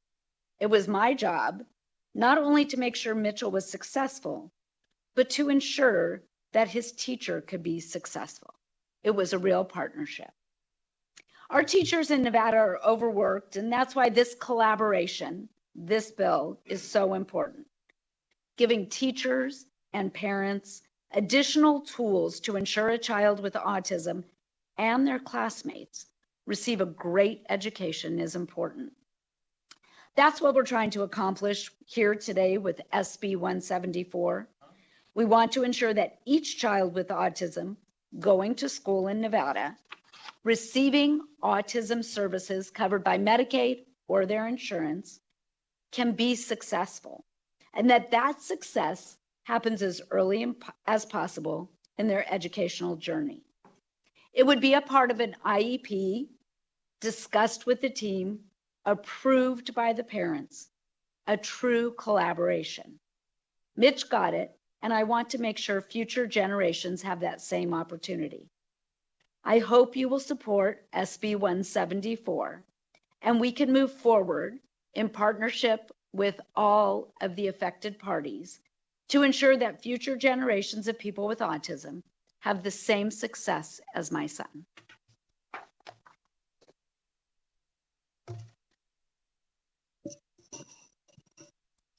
Good afternoon.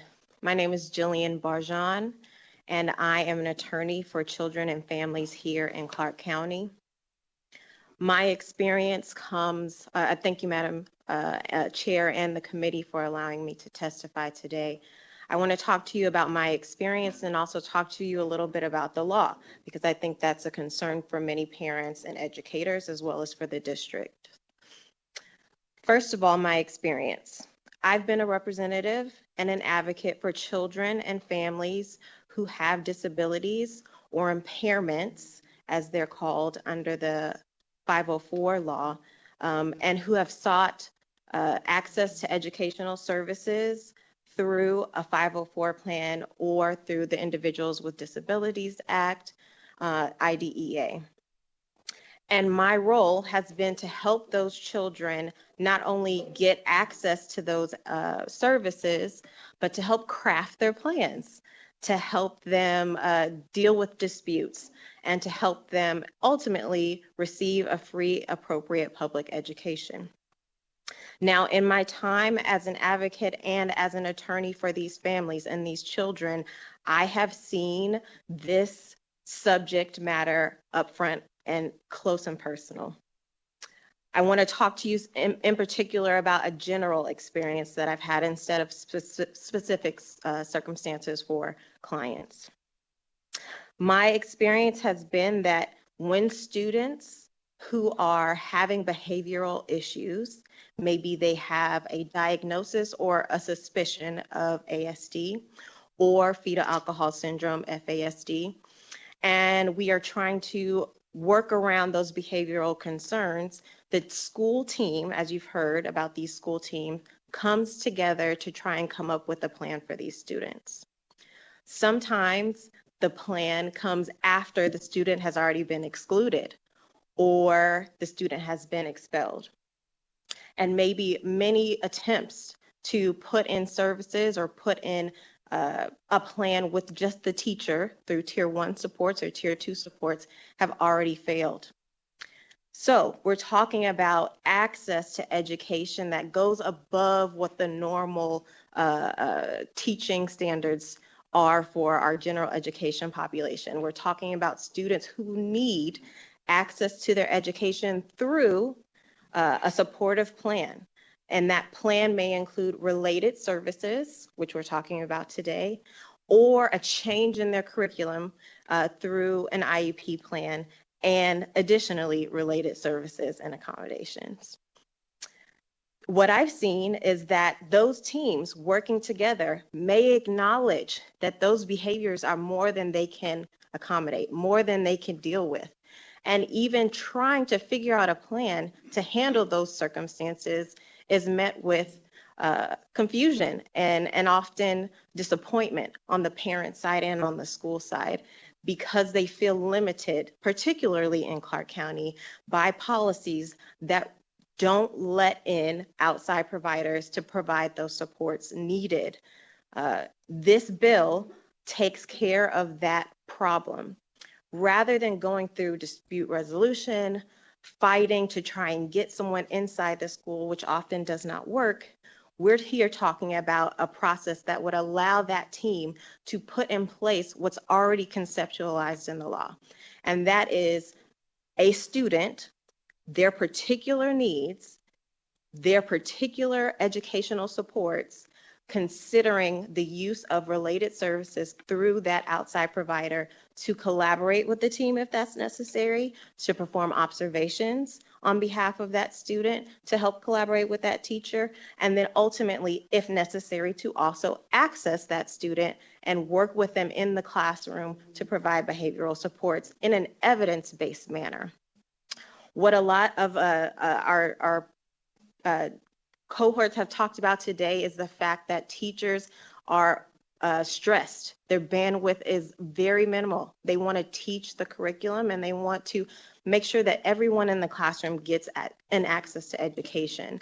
And so we already understand that behaviors that come with some of our students are sometimes presenting a safety risk or a distraction to other students. And the way to manage that is through a plan that addresses those needs. So today I am speaking on behalf of my firm, Cadence Law Partners, on behalf of Adams ESQ and a number of other special education attorneys who support this legislation that would allow for the families that we support to move forward with what's already guaranteed to them in the law, and that is access to an education that provides for the things that they need to actually be in a general education curriculum or in a particular program, whether that be secluded program or a behavioral program, that allows them to get those related services, particularly students with ASD or FASD. Ms. Barjan, thank you so much. Senator, we're at 30 minutes, so if we can make that tight. I know you have another presenter, but if we can keep that tight, because we have other committees at 3:30 and we'll lose that room. Understood. Okay, thank you. Thank you, Chair. Thank you, Madam Chair and members of the committee. My name is Eric Lovas, and I'm president of the Lovas Center here in Las Vegas. We have a Lovas Center in Madrid, as well as Fundación Eric Lovas para Autismo in Spain. The goal of the Spain Foundation is for the country to implement the components of best practice with regards to autism treatment. One of those components is why I'm in front of you today. I've been serving kids with autism across the United States for over 30 years, 29 of them here. I've worked with kids in Mexico, Canada, islands in the Caribbean, and 14 years in Spain.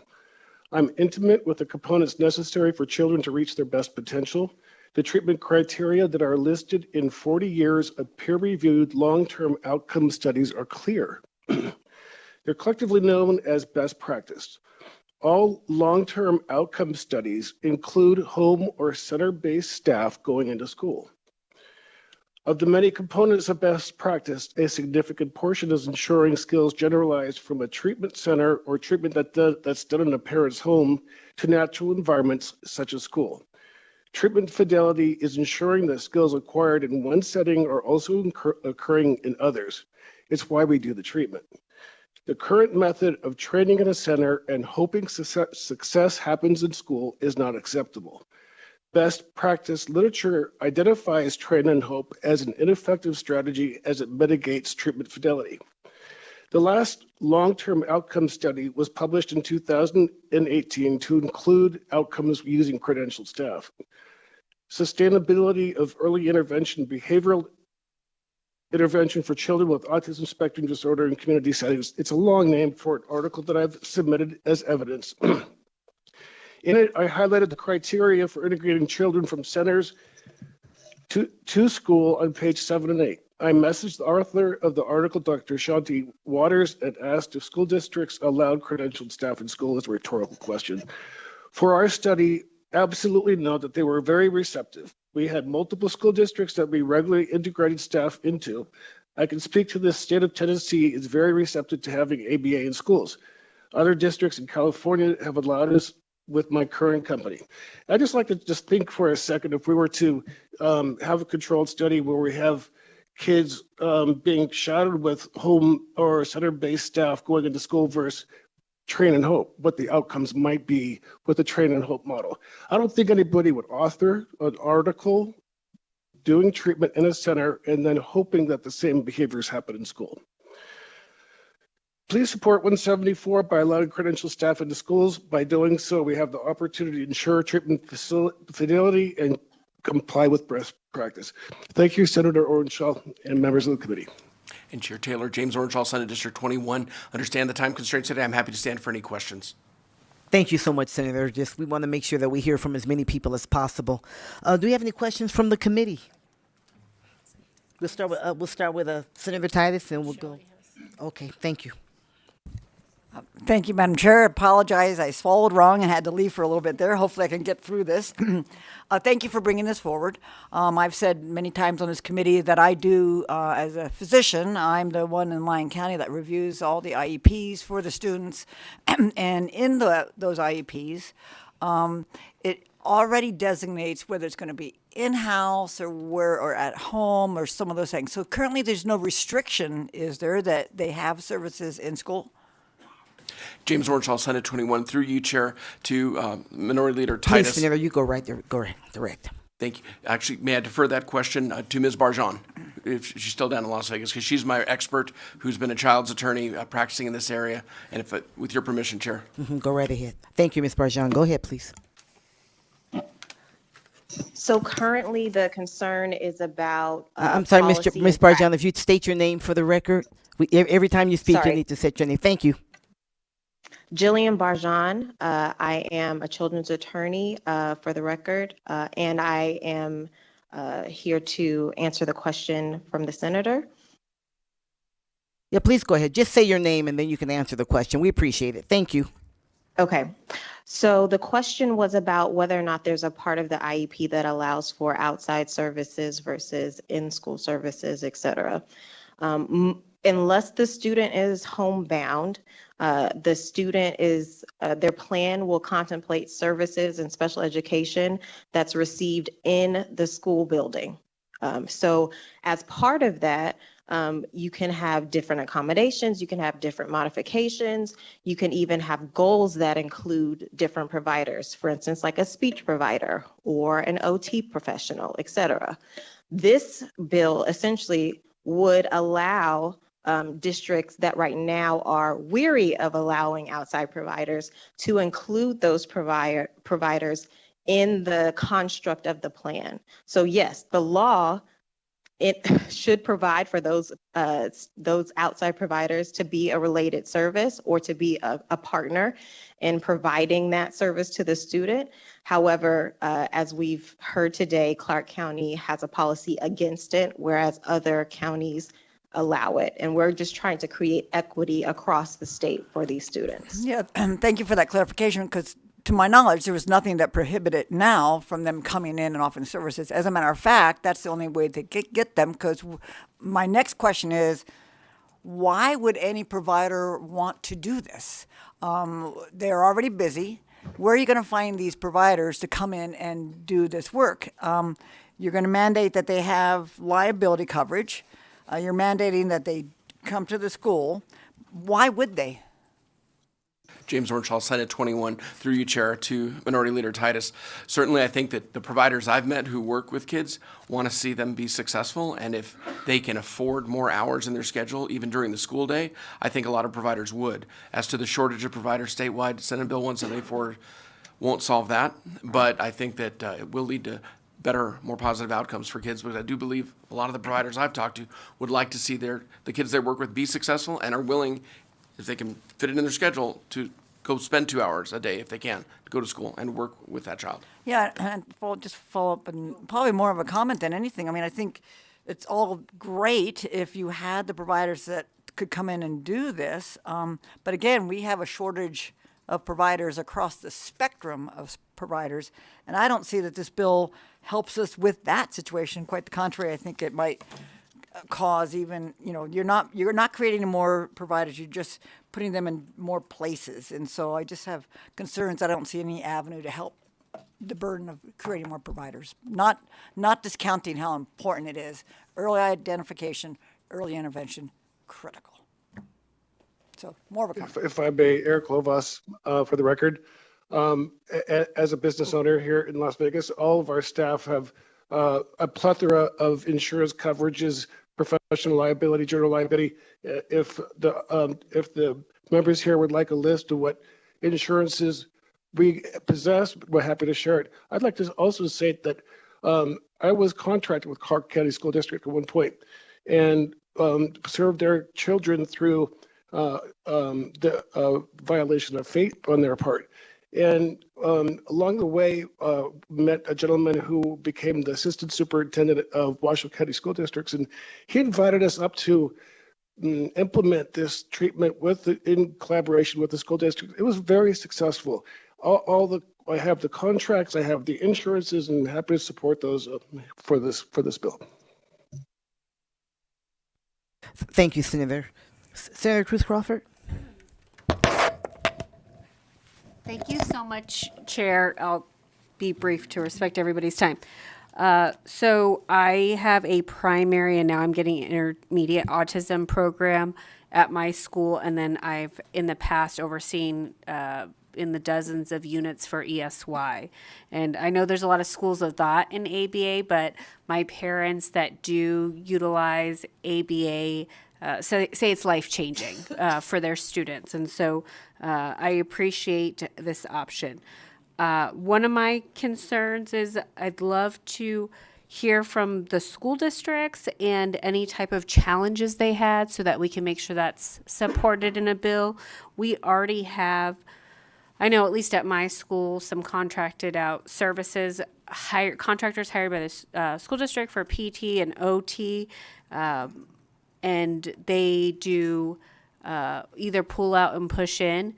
And so I would just really be mindful, as we do have the ABA, that they're able, if they are doing it on the school grounds, that they would be able to do it during push-in so that they can help teach them side by side so we don't pull them out and then they lose their instructional time too, because then what's the point of coming in the school if you're pulling them out. So not that it would have to be like prescriptive like that, but make sure that it first supports the learning environment at first, right? Unless pulling them out is necessary. So I would definitely look into that. But I really like to hear from the school districts and any challenges. I know sometimes when we do put other people in the room, like OT, PT, I have speech push-in, and I have feeding tube nurses. Sometimes they start getting bossy with each other too on, how to teach the students. So making sure that there's respect from that master teacher and that it's clearly defined as a support service so that,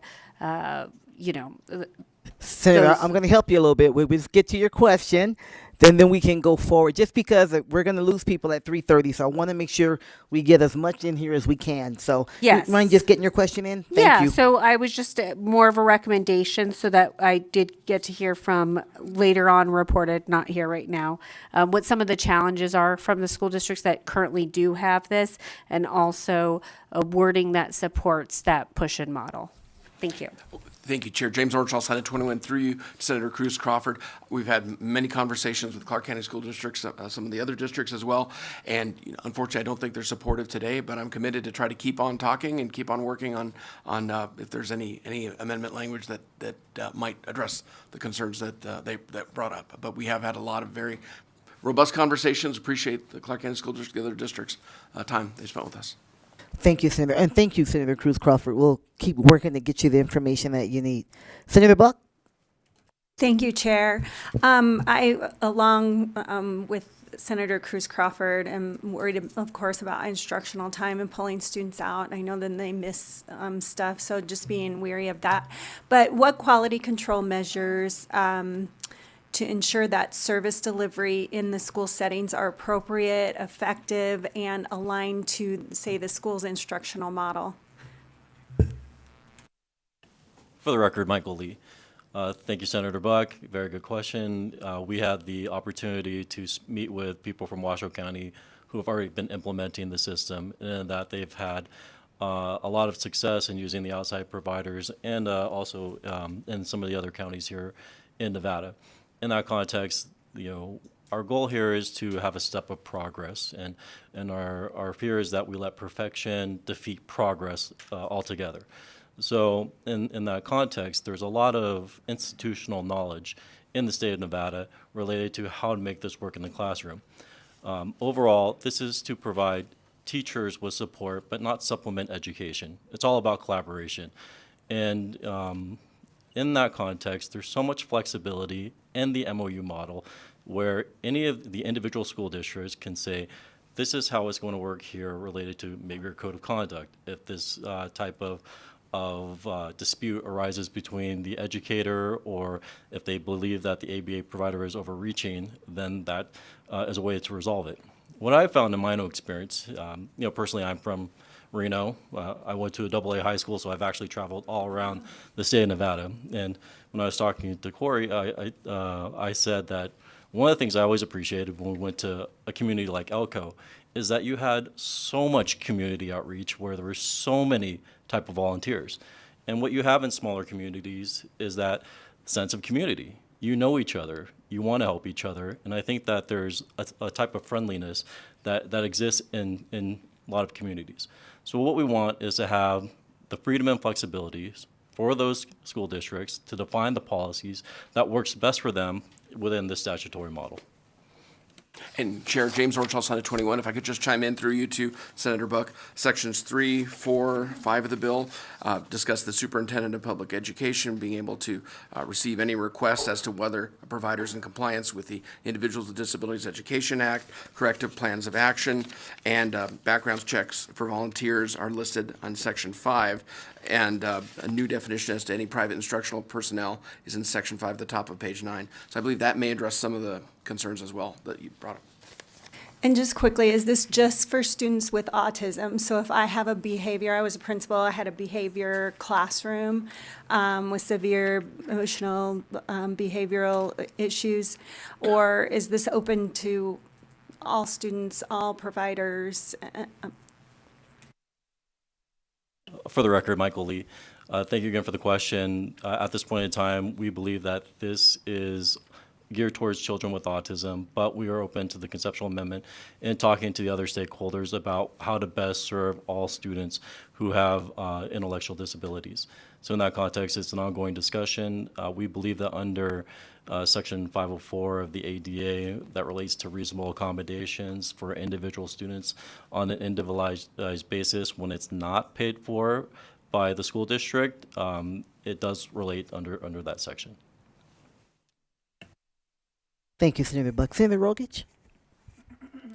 Thank you, Madam Chair, and thank you for being here. I know you've worked so hard on this bill, and there are many in the community waiting for its outcome. I was hoping that maybe you could emphasize that currently the children receive only a limited amount of intervention because the provider is not allowed to access them in school. But if they were permitted to, how many hours the child would actually receive per week? Chair, with your indulgence, could I defer to Ms. Barjan again? Just, I believe, I phone a friend of my expert here, might be able to help me with that question. Ms. Barjan, if you would, please. You might just want to stay there until we're done with questions, Ms. Barjan. Thank you so much. And don't forget to repeat your name for the record. Jillian Barjan for the record. So generally, students have a school day that is during business hours, correct? Most of us know they're there from early morning to afternoon. And because ABA services, in order for them to be done with fidelity, usually require hours on a consistent basis, almost daily, that means that those students either miss school or don't get the hours that they need to consistently receive the type of treatment that's recommended medically. And so what this conceives of is not only allowing those children to access school in a way that gives them access to the general education curriculum or to their special education curriculum, but it also allows them to receive that treatment with fidelity because they're getting it both in the setting in school as well as whatever the additional hours are that they need outside of school. What you will hear from many parents is that they've had to pull their students out of school. They don't get an excused absence, even though it is medical treatment, because they're trying to make sure that their students are getting that treatment with fidelity, right? And so this helps both the student and the provider to access that treatment in a way that works best for them, that will be successful. And then on the flip side, we have the school district and the schools and the teachers who will benefit from this being provided in the school setting because they're not just applying it to some institutional setting or to their home setting or to some office setting. It's being applied to where this child is going to be most of their life, in class, in school. So that's the answer to that. Thank you, Senator, and thank you, Ms. Barjan. Senator and Vice Chair Donderlou. Thank you very much, Madam Chair, and I'll try to be quick and to the point. So, first of all, I think that it would be helpful if, and not today because we don't have the time, but I'm not sure everybody, because some of us aren't educators, some of us are not autism experts. I'm not sure we all understand exactly ABA and what it contains and what the whole curriculum is that goes with that. So that would be helpful. The other thing is that I understand that those school districts that you listed were using this, but I would like to know with what success, because we all know, and I'm not questioning you as experts, but we all know that there is a lot of curriculum out there that is being used in any given school district that doesn't mean that it has a lot of success. So I'd like to know with what success, and are the school districts that have it currently continuing with it? And who oversees the teacher, the special ed teacher that is dealing with this student day to day and has responsibility for this? So if the ABA person comes in on campus, who gets the right of way, so to speak? Because if I'm the special ed teacher and the ABA person comes in and tells me to do this a certain way, if for some reason we didn't agree, how would that work? And then my last question, and I'm guessing you're going to have to get back to me with most of these, Senator, but my last question would be, who has input into the IEP process? So as a school district, you're responsible for that IEP with your psychologist and your counselors or your other experts.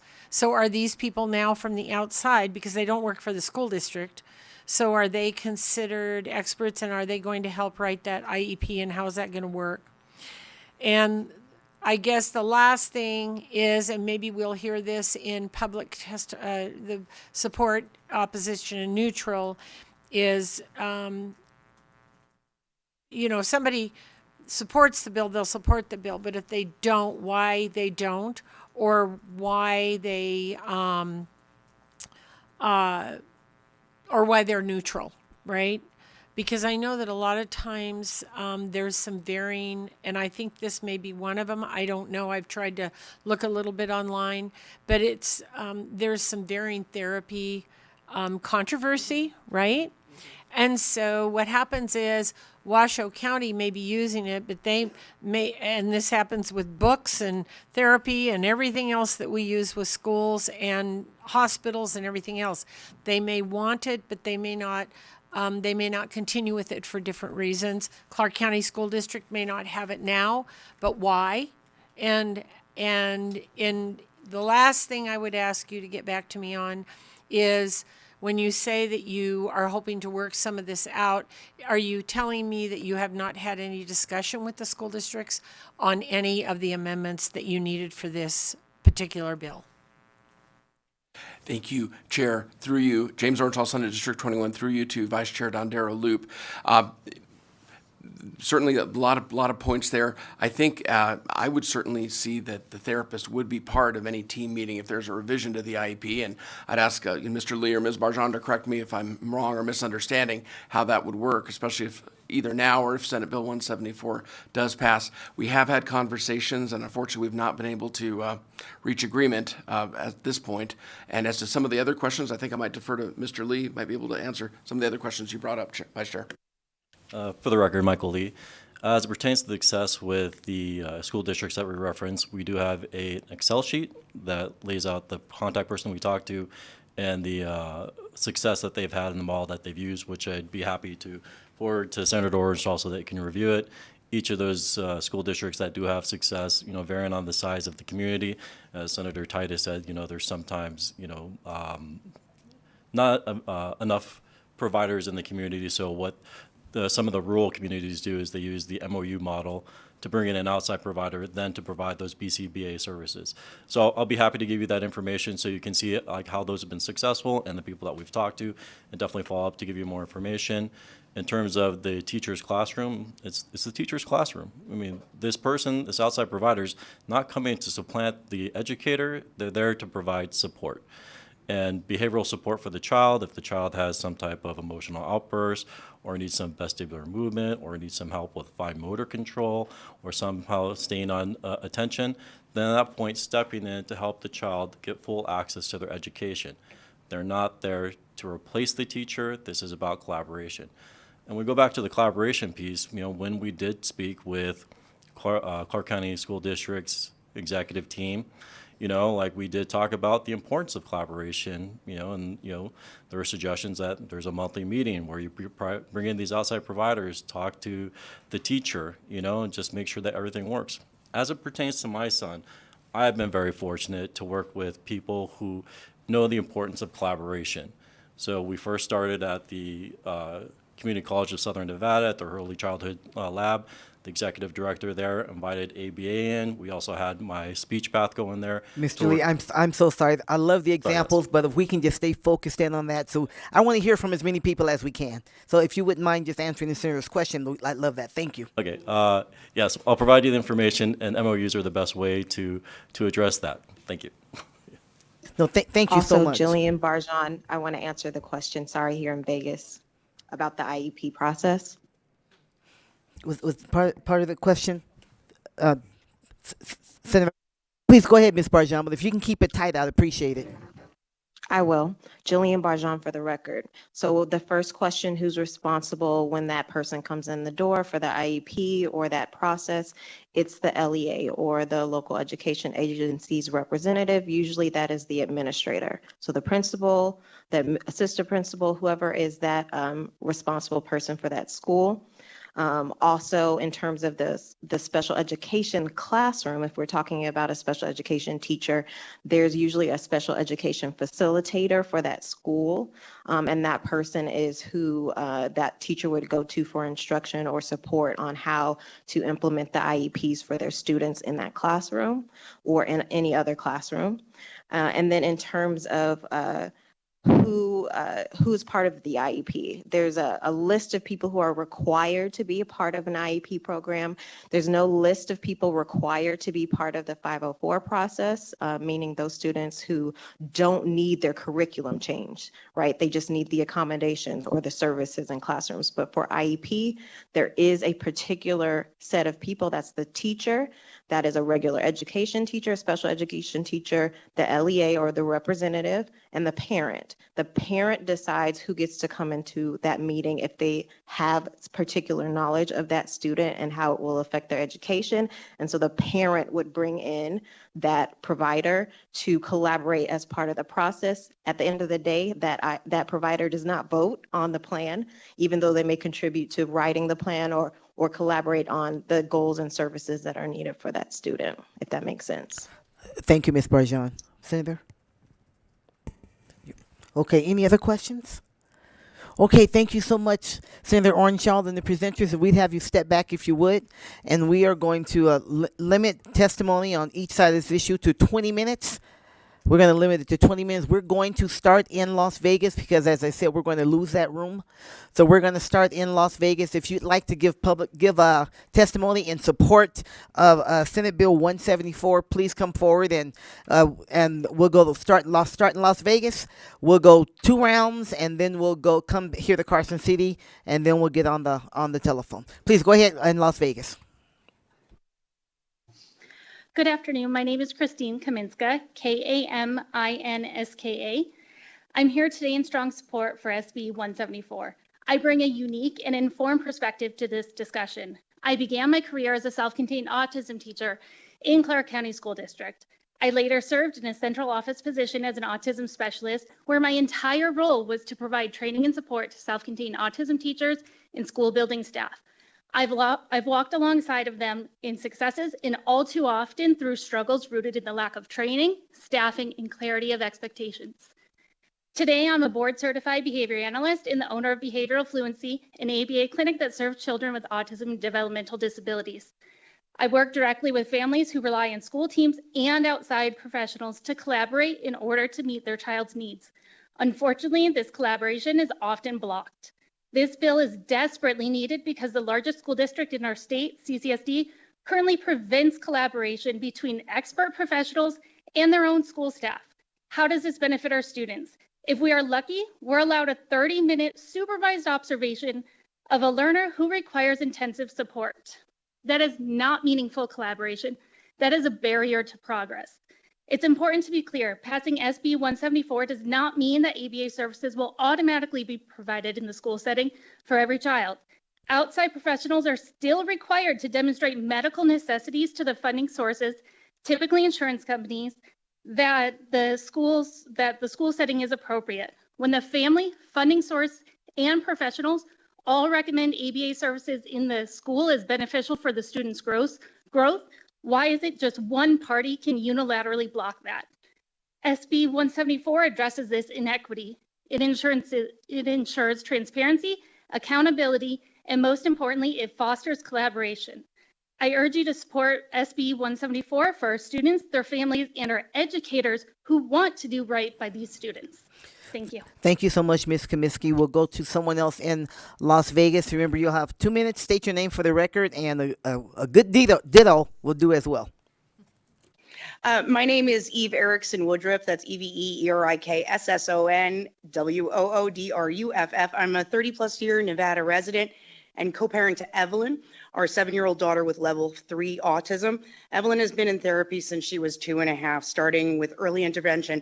And by age 4, she was attending over 40 hours of therapy, including speech, occupational, and intensive ABA in places that don't have outdoor playgrounds, don't teach academics, and limit interaction with other children, all to prepare for school. She's made progress speaking, making eye contact, following instructions, but struggles with communication, self-regulation, self-injurious behavior, and emotional meltdowns. That's why she needs her registered behavior technician with her. Yet Clark County School District won't allow it, excluding her from public education. SB 174 would ensure Evelyn attends school safely with her RBT, securing the inclusive education she's worked for. Please support this bill for Evelyn and all Nevada kids like her. Thank you. Thank you so much. We'll go to our next person in support in Las Vegas. My name is Luke Levi Denton, LUKELEVI-DENTON. I'm a Nevadan resident and father to Evelyn, whom my co-parent Eve just spoke about. I'm here to speak not just as her parent, but as someone who has seen how hard she works every day to meet the world halfway.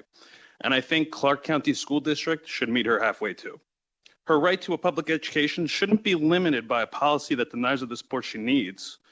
Her registered behavior technician isn't a luxury. It's her access point to learning, to safety, and to inclusion. SB 174 isn't just about Evelyn. It's about recognizing the real day-to-day needs of Clark County's children with developmental disabilities. I urge you to support this bill so our schools can finally reflect the values of equity and access that we say we stand for. Thank you.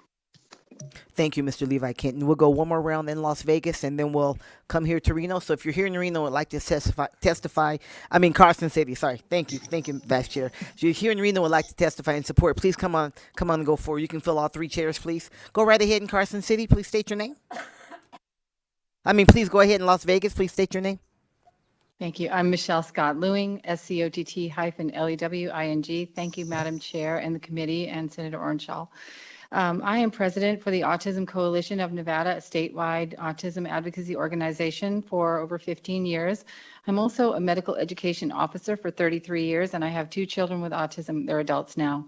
One of my kids was secluded and set aside when he was 4 years old and also in 1st grade.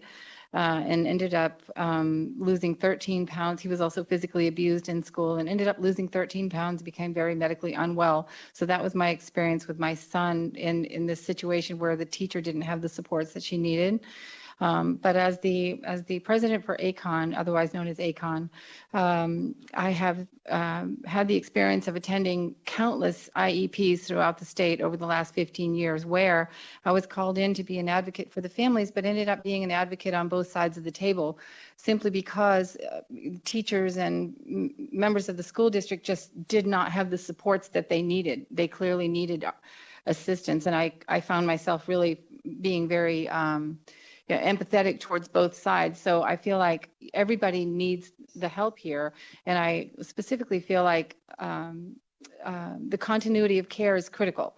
So when you have ABA therapy at home, or you have it after school, or you have it intermittently throughout the week, and then all of the other time the child doesn't experience the ABA therapy that they need, there's a breakdown in the continuity of care. And I feel like if their individual therapists were permitted to shadow them and follow them to the school district and to their classrooms, you would have the continuity, you would have the consistency that's needed. And I think the teachers would benefit from that so that they could be more consistent with teaching the entire class.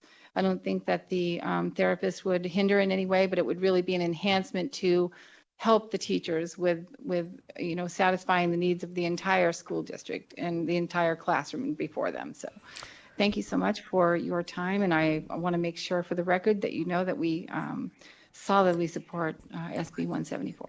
Thank you, Ms. Scott Lewing. We'll go again to Las Vegas. Please go ahead, state your name for the record. Okay, dear Madam Chair, Senate Education Committee, and Senator Orenshaw, my name is Linda Taché, Tache for the record, and I am here today to testify as a parent advocate and nonprofit professional in support of SB 174. So my son and only child, Grant Taché, is 23 years old and living his best life because of all the legislative support since 2007. He is officially diagnosed with autism, spectrum disorder, ADHD, sensory integration dysfunction, and learning disability, NOS, not otherwise specified. He entered the Clark County School District Special Education Program when he was 3 under the autism label. He had very severe behaviors inside and outside the classroom and constantly had to be restrained when he melted down. I had heard about ABA therapy, but didn't understand what it was. And being a single working parent with no family to help me in Nevada, we could not be available to have this service that everybody has access that talked about it in the home. So fast forward to 2008, Grant was 7 and was getting bigger and more aggressive. So we were at a crossroads. I truly did not know if I was going to be able to manage him and did not want to go down the path of institutionalizing him.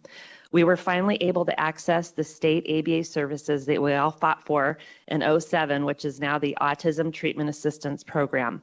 While we were trying to mainstream Grant from the Autism Special Education Program to the regular ed classroom, the school would not allow our behavior consultant, Eric Lovas, in the classroom to help Grant or even observe to give the teacher tools to help. And of course, the school did not offer behavior therapy in the classroom either for Grant. I believe in my heart that Grant would have been mainstreamed in elementary school if they would have allowed our behavior therapist in the classroom. This would have significantly increased our quality of life, and we would not have suffered as much. In 2009, I founded Grant to Gift Autism Foundation that still exists today. I'm sorry, In Ms. Sachet. 2015 Ms. Sachet, you're Yes. at over 2 minutes. Would you please wrap up? Oh, thank you. Oh, absolutely. So just I've come across thousands of families. Some of them have had support in the school system, but it shouldn't be a crapshoot anymore. And the principals and administration do control all of that. So just saying is that more families than not are getting the help that Thank they you, need. Ms. Sachet. And, I'm so thank sorry. you. We want to get as many people as we can. We'll take one more in Las Vegas. Thank you so much.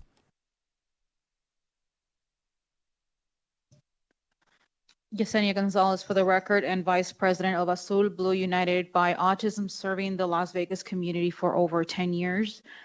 We have actually done collaborations with town halls with ACON, the Autism Coalition of Nevada.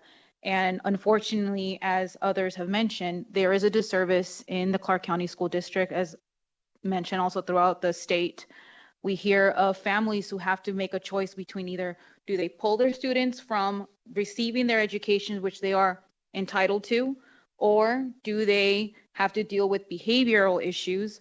There are also disservices to teachers because they're also trying to do their job. It is very disheartening when you have to sit here and try to make a decision on who is more important. Who is important? Who?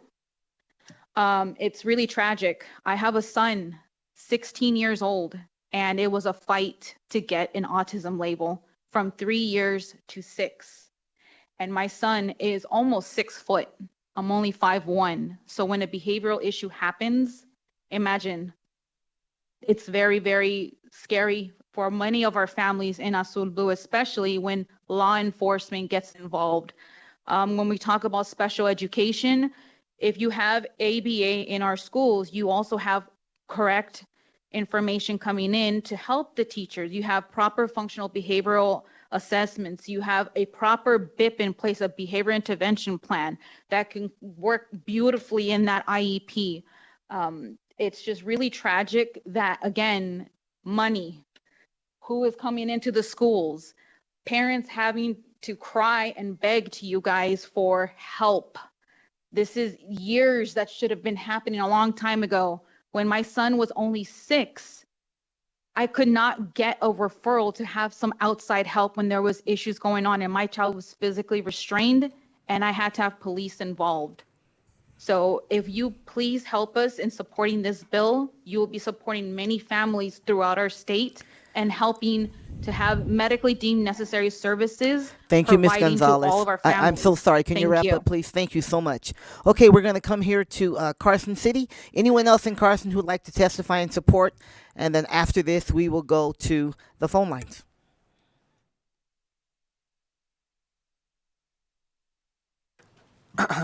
Good afternoon. Hello, and thank you, Madam Chair and esteemed committee members. In the interest of time, I'll speed this up. I'm Devin Ashoff, DEVENASCHOFF with Toro University, Nevada. We are in support of SB 174. We're very so proud of the incredible work we do at our Pierce Autism Center, and we'd like to thank the sponsor for bringing forth this bill. Thank you. Thank you, Mr. Ashoff. Please go ahead. Hello, my name is Ayman, A-Y-M-A-N, Sammy, S-A-M-I. I'm a first-year medical student, but I'm speaking on my behalf personally. I have 2 brothers with severe autism, and growing up with them has been a pleasure, learning a lot about them. And I think one of my brothers loves to cook. The other one loves to, do computer stuff, search words. He's a very geek savvy individual. So I think the SB 174 is a great thing to push, as, these individuals have a lot of talent and they have a lot of skills and they just need to be harnessed. And one of the best ways to do that is in the classroom and kind of foster that development, and that consequently and thankfully leads to a more productive workforce and society in general. So thank you. Thank you, Mr. Sammy. Seeing no one else coming forward in Carson City, AVH will go to the phone lines. Thank you, Chair. To testify in support of Senate Bill 174, please press star 9 to take your place in the queue.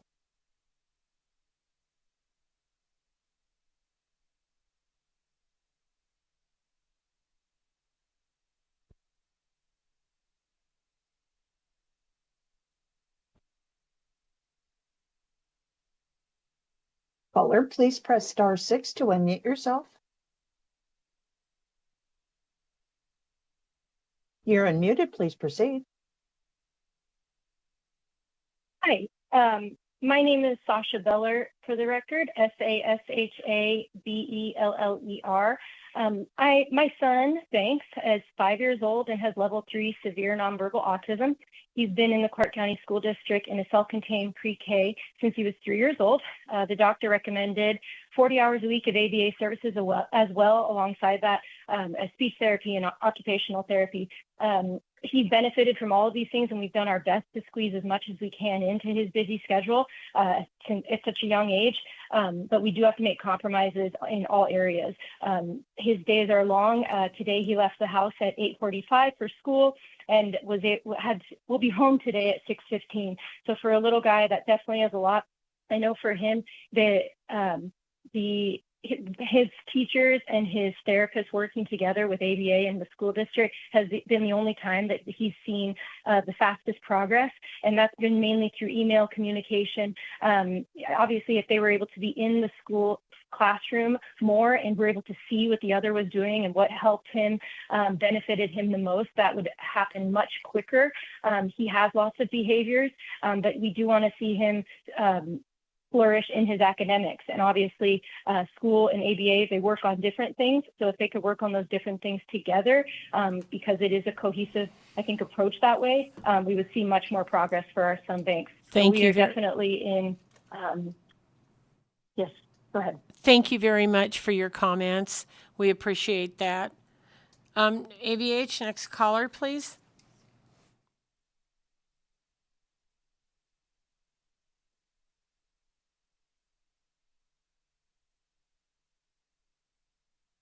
While we're waiting for the next caller. Hello.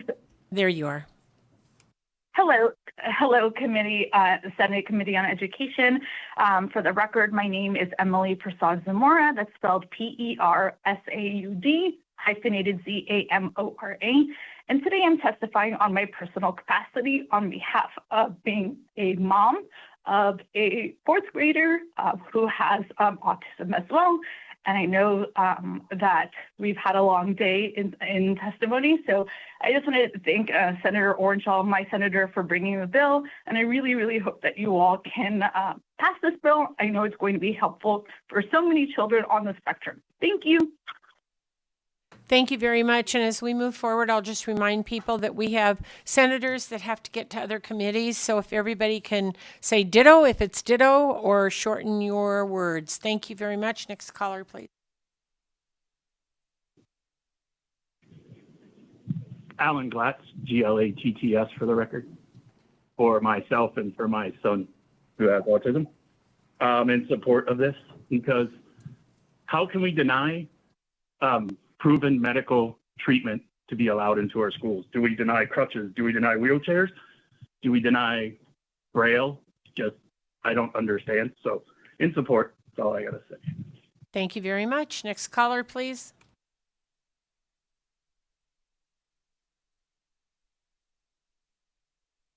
Good afternoon, Chair.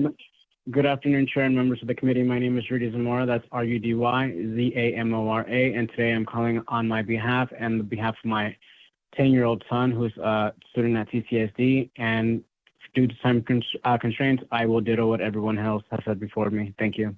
Thank you very much. All right, we'll go back to Las Vegas. I believe that was my last caller. And we'll go back to Las Vegas. And if you Chair, could... excuse me, I did have one Oh, additional I caller. apologize. I thought I'd counted properly. Thank you very much. Go ahead. Hello. For the record, my name is Chelsea Sneed. I'm here to voice my support for SB 174. The passage of this bill would greatly affect my family in a very positive way. My 7-year-old daughter received an autism diagnosis in 2024. She's in first grade now, but we unenrolled her from CCSD after her kindergarten year and filed to homeschool for the school year. Since October, she's been attending ABA therapy 4 days a week. We did not feel we had a true choice regarding homeschooling. If we had kept her in school, CCSD wanted to move her from general education to a self-contained classroom. The self-contained placement would mean she'd be in a class with up to 16 students, each with unique special needs and disabilities, and only one teacher and one aide. The students in the classroom would span kindergarten through second grade level. It is impossible for the teacher to meet the needs of all of those students with the support of only a single aide. My daughter needs one-on-one support currently, and CCSD denied our request. To prevent her from being moved to self-contained, we filed due process with CCSD and came to a settlement agreement, but then we found ourselves in the same situation again. We could have filed due process again, but we decided to homeschool instead of putting ourselves to the stress of a second due process in less than 6 months' time. We also felt that the result of a second due process would not be beneficial because even if CCSD agreed to provide a one-to-one aide for Abby, they tend to have trouble filling those staff positions. And those staff may or may not have any specific training for working with students with autism. The passage of this bill would allow her to attend a CCSD school with in-person support of her RBT, registered behavior technician. She'd receive the benefits of ABA therapy and attend school at the same time, and she'd get the support she needs to successfully progress in a general education classroom. She deserves the chance to learn in an general educational environment and to return to school. Please support the passage of this bill so that our family and other families like ours can get the support they need for their children with autism to succeed in public school settings. Thank you. Thank you very much. And is that my last caller, ABH? Yes, Chair, there are no additional callers. Thank you very much. We'll quickly go back to Las Vegas and do the last three at the table. And the last three at the table, if you could be quick. Thank you. Hate to hurry you, but we are running out of people. Rebecca Raynoa, for the record, REBECCA RAYNOHA. I am both a BCBA that works with children with autism as well as a mother of a special needs child. I believe all of my peers and all of the parents here have summed up the need in a very lovely way. The only thing I would add is a lot of parents are being scared of truancy, and that is a factor in forcing the choice between school or a service provider. Currently, the only other option for ABA in a school setting is with private schools who have the luxury, since they don't have a special education department, of allowing administrators to choose who they want to support and who they don't want to support. As a mother of a child with unique needs and a kitchen sink full of diagnoses, but not autism, I am saddened to say that this bill excludes children like my son. I find it ironic that the state is actively hearing a bill today, heard a bill today at 1:30 AB 6 in room 3 right next to us that recognizes fetal alcohol syndrome as a disability that requires treatment like mine for my son and other children with autism. Simultaneous to this meeting, I do feel like we need more inclusive language of this bill, but this is desperately needed. Our children can't wait. Thank you so much. Thank you very much. Next person at the table. Hi, my name is Susanna, Susana, last name Ferreira, Ferreyra. I am just going to keep this quick. I have volunteered in my son's classroom. He is a 7th grader at Canarelli. He was here earlier, but as many parents know of children with special needs, some of this stuff isn't, I mean, if this is what a classroom setting is, I can only imagine, you know, what teachers go through on a day-to-day basis. Multiply that by 14 kids in a classroom. I would encourage every single person who has to vote on this bill to visit a classroom. I would even say undercover, sort of like an undercover boss type of thing, because I have, and I don't think many people would be able to handle it or hack it. I was able to stay with my son and sit next to him while instruction was, and I didn't interrupt. I just supported him. And in those days, just a simple progress. But on the days I wasn't there, it was behavior city all the way. So you can speak about it all day long, but if you have to live it, I would imagine you might have a different opinion. So yes, I am very in favor of the bill, and the young lady that was sitting next to me, I wholeheartedly agree. My son didn't always have an autism diagnosis, and once he received it, I was still challenged in his IEP to not be classified as primarily autistic. And because of that, he was not able to get services. And now I have formulated a plan to take him out of school after 2 hours so that he can receive the 4 hours that is recommended every day for a total of 20 hours. So this is what families on a whole are dealing with. And I'm going to do that because I don't think this is something that's going to change, obviously, right away. The school is not accommodating. The district is not accommodating. The teachers try as much as they can, but from what I saw, there is no lesson plan that is being done in classroom. It's a whack-a-mole of trying to make sure that behavior students feel safe, and so very little instruction is being taught. And it's very disappointing, but I want to leave us with a positive note. They always say it takes a village, and I would encourage this committee to keep that in mind and approve it. Thank you very much. And the last person at the table, thank you. Good afternoon. My name is Alan Mamaclay, A-L-L-A-N, M-A-M-A-C-L-A-Y. I'm a special education teacher and a behavior analyst originally from Hawaii. I worked in Hawaii for 14 years in all educational settings, including autism-specific classrooms with students ranging from 3 to 21 years old. And I was recruited by the CCSD to come here. I worked for the CCSD as a special education teacher for 3.5 years, but I decided to leave my position this year.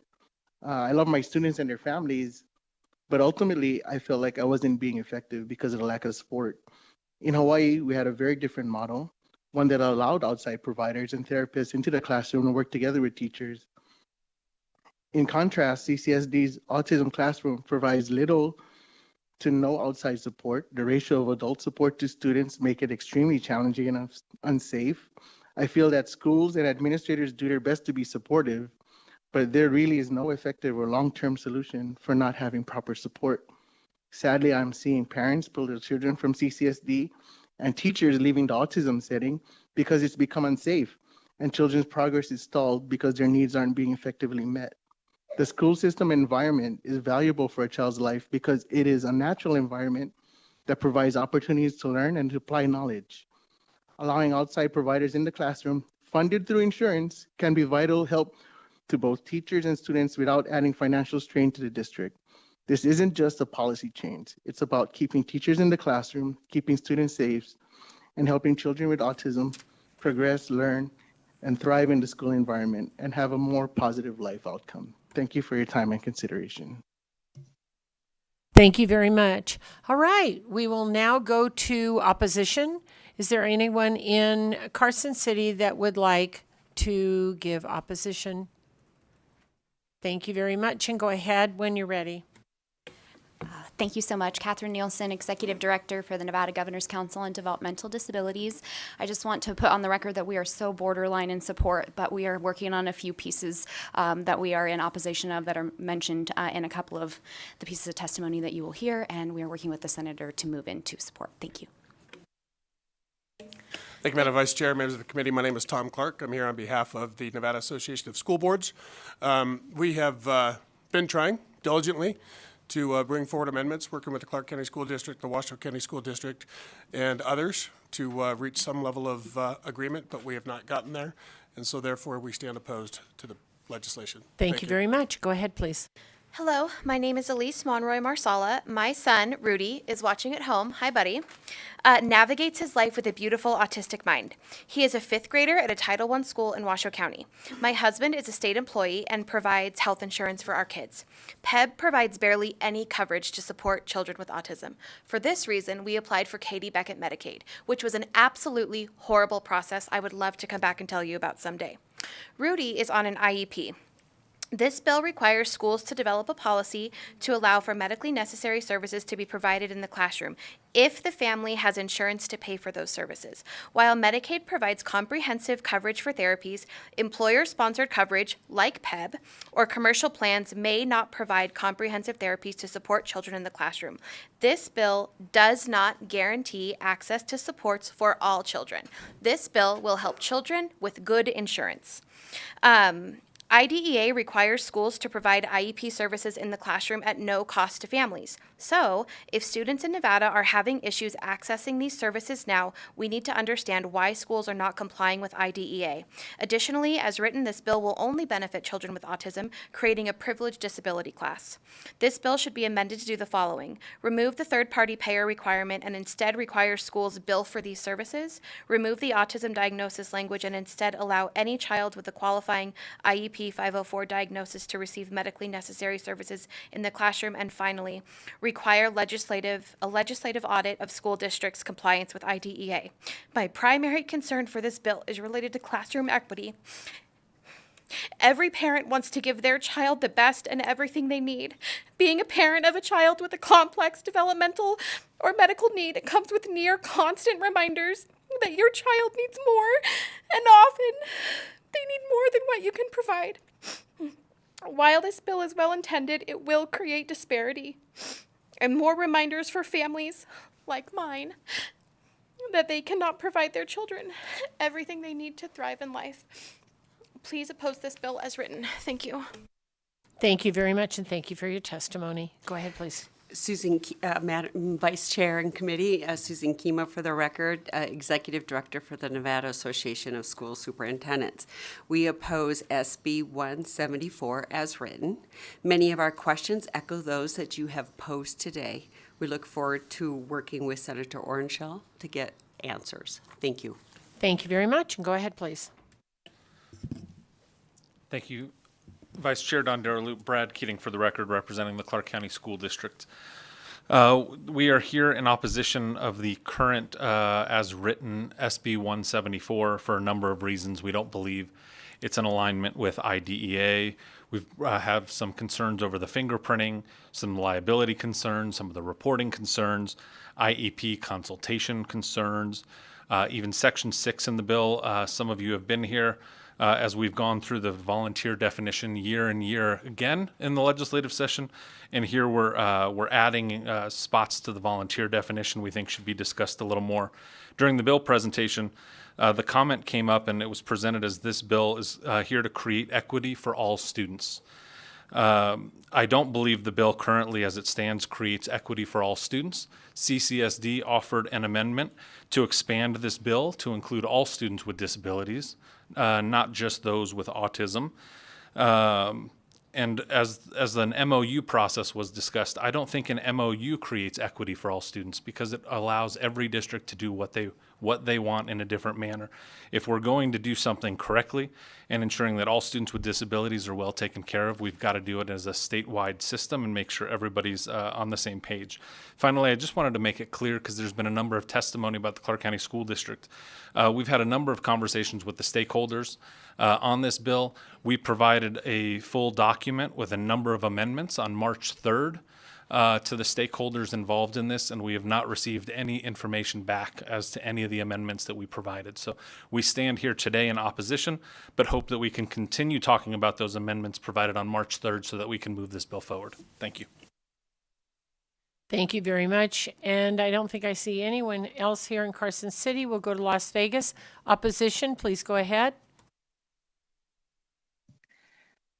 Thank you, Madam Vice Chair Dondero Loop. Anna Binder for the record. I am the Vice Chair of the Nevada Governor's Council for Developmental Disabilities, as well as a commission member for the Commission on Autism Spectrum Disorder, although I am here individually as well. I would like to echo what our Executive Director, Catherine Nelson, previously testified to. And I would also like to support Mr. Keating in the Clark County School District representation that some information was not provided. They have been fully cooperative of all of our asks, and they even updated their website for us a couple weeks ago so that everyone had equal access to all of the information that our commission was seeking. Thank you. Thank you very much. Seeing no one else in Las Vegas, we'll go to the phone lines. AVH, when you're ready. Thank you, Chair. To testify in opposition to Senate Bill 174, please press *9 now to take your place in the queue.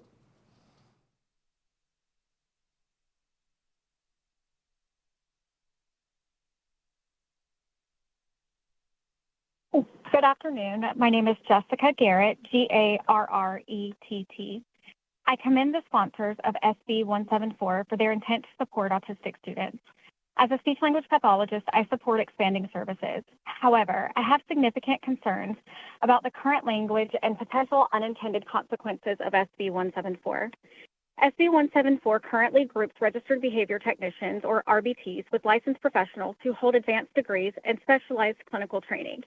RBTs complete only 40 hours of instruction and are not qualified or trained in how to address critical areas such as education, communication, emotional regulation, sensory needs, and activities of daily living. I urge legislators to understand the difference of the scope of practice for ABA providers, occupational, physical, and speech therapy providers, as well as psychologists. All of these providers are listed in the bill language to increase access to medically necessary services and provide necessary supports in the classroom. However, the overemphasis and bias towards ABA being able to provide all of these underscores the philosophy that all engagement and all tasks are considered and viewed as a behavior. This dangerously gears treatment intervention centered around normalizing behaviors rather than treating underlying skill needs, often causing these symptoms. To ensure ethical, effective, and high-quality services for students, it is essential that rules are clearly defined and aligned with appropriate training and scope of practice. We support strengthening classroom practices by empowering teachers with training, resources, aids, and collaborative support, not by relying on outside ABA providers. Policy should focus on educationally aligned, inclusive strategies that meet student needs while preserving the integrity of the school setting and the role of educators. Multidisciplinary care that supports both education and development are key. SB 174 risks limiting academic time, therapies, and access to education in the least restrictive environment. The inclusion of multiple external providers will burden already overstretched schools, complicating schedules, reducing academic instructional time, and creating logistical challenges without clear oversight. SB 174, as written, presents serious concerns relating to funding, potential liability, increased burden, and overwhelm on administrators, teachers, and students. We recommend thoughtful updates to the bills to address these concerns and ensure success in supporting equitable access and outcomes for all students. Thank you very much. Thank you for your time. Thank you very much. And with that, AVH, any other callers? Chair, there are no additional opposition callers at this time. Thank you very much. We'll go to neutral here in Carson City. Is there anyone in neutral here in Carson City? Seeing none, is there anyone in neutral in Las Vegas? Don't see anyone. On the phone lines, AVH. To testify in neutral on Senate Bill 174, please press *9 now to take your place in the queue.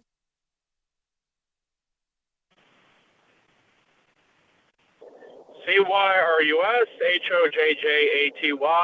I support a lot about this bill, just make a few tweaks to it. Thank you so much. Yield my time. Thank you. Any other callers in neutral, AVH?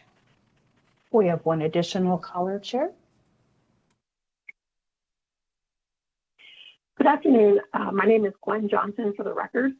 I am going to actually testify for myself, but first I am representing the Nevada Association for Behavior Analysis. We are in neutral of SB 174. NABA believes that there is a pathway for the spirit of this bill in the future. At this time, there are several logistics which should be more fully developed and addressed in the bill's language. Again, Dr. Gwen Johnson, for the record. This is from myself, not in the capacity of a member of the NABA board. I'm a board-certified behavior analyst. I'm a current founder and owner of Accelerated Learning Clinic and Academy, a private school in Las Vegas that also provides ABA embedded in our model. I support the spirit of SB 174. However, I have concerns as the bill is currently written and therefore testified in neutral. First, funding exists in Provider Type 60 for school-based ABA services. I'm concerned that SB 174 may negatively impact utilizing this funding, especially for children in Medicaid. While the bill addresses students who hold commercial insurance, the bill ignores our most vulnerable students whom only have access to Medicaid. Too few private agencies accept Medicaid, and therefore these students continue to be underrepresented and underserved. Second, I'm concerned with the language on the private instructional personnel. As a person who is hired or contracted by parents or legal guardians, while this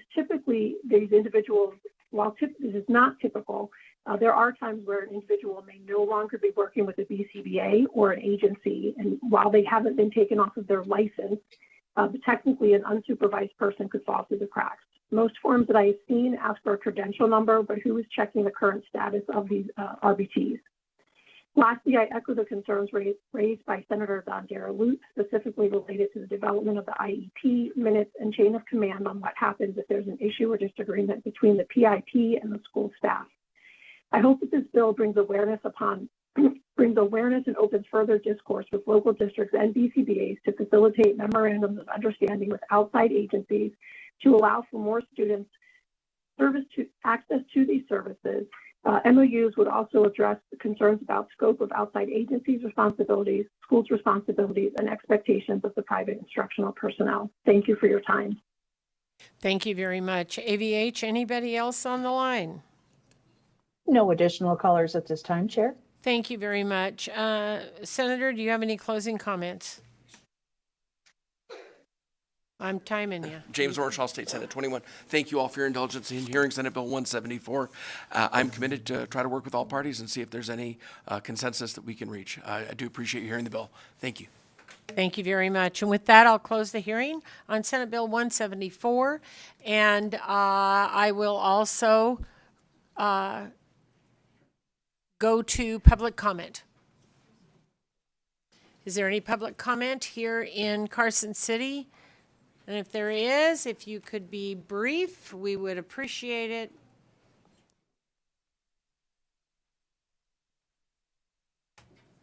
Go ahead, please.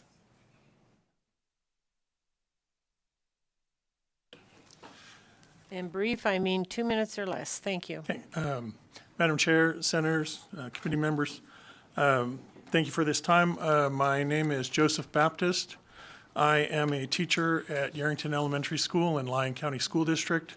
I'm also the Vice President of the Lyon County Education Association and a member of the Nevada State Education Association. I'm speaking today for myself and not as a representative of any of those organizations. It's Joseph Baptist, B-A-P-T-I-S-T, like the church, common spelling. It's my first visit. I am so happy to see the amount of caring and knowledge about public education on this committee, and I understand why you are all members. And I almost feel bad about taking this time, but there are some things that you probably already know, but it never hurts to be reminded of important things. People ask me when I moved here in 2017, why did I choose to move to Nevada when Nevada is number 49 out of 50 states and the District of Columbia in public school spending? And I said, because we're number 44 in achievement. Every time I've seen it, we are outperforming. We are people who are dedicated to our mission. And you all here support us. I just want to remind you that we need you to talk to your colleagues to get them to also support us, because we're outperforming our funding. We are a great investment for the people of Nevada. If we can be number 44 when we're funded at number 49, imagine what we could do if we were funded equitably with other states. Thank you for your time. Thank you very much. And next. Hello, my name is Cassandra Medina, for the record, Medina. I am a current aspiring educator in my last semester at the University of Nevada, Reno. I am doing my student teaching in Washoe County, which means I am in the classroom full-time, working as a teacher, just unpaid, which should show how passionate I am about joining this profession. I am also the current state president for the Nevada State Education Association, but I'm speaking as an individual. I think Nevada should pass the plan for optimal public school funding because I believe my current and future students would benefit in many ways. At the school that I am currently, I am lucky to be with a lead teacher who's been teaching for 28 years, so she has developed her resources over time. But some of the newer teachers, one of them has cafeteria lunch tables as their desks for their students, and it really makes an impact being able to have actual desks for the students, resources, materials that are necessary in our classrooms. To benefit our students. I think at the foundation of a quality education, it begins with passionate educators who are being paid as a profession, because I believe that's what we are as educators.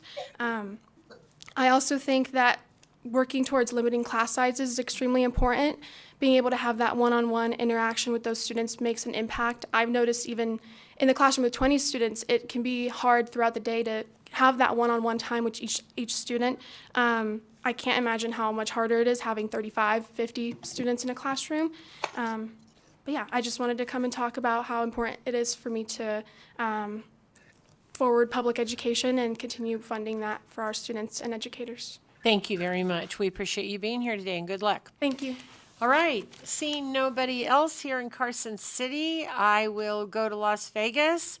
And if you can keep it under 2 minutes, we'd be very happy. Thank you very much. We're losing members to other committees.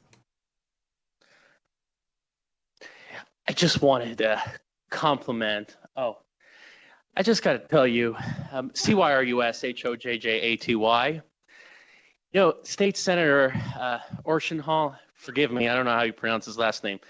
He's the most laid back, down to earth state senator I've ever met, probably I've ever met in my life. So, I just really appreciate that of him. I like his style, and sometimes when I go throughout my day, I like to think how he does things just to make things go smoothly. And if I ever get upset at random things, I'll just think of how he reacts to things. So it's pretty cool how his style. But other than that, get to your meeting. Enjoy. Thank you very much. Any additional public comment there in Las Vegas? Seeing none, we'll go to the phone lines. AVH, is there anyone on the phone for public comment? To provide public comment, please press *9 now to take your place in the queue.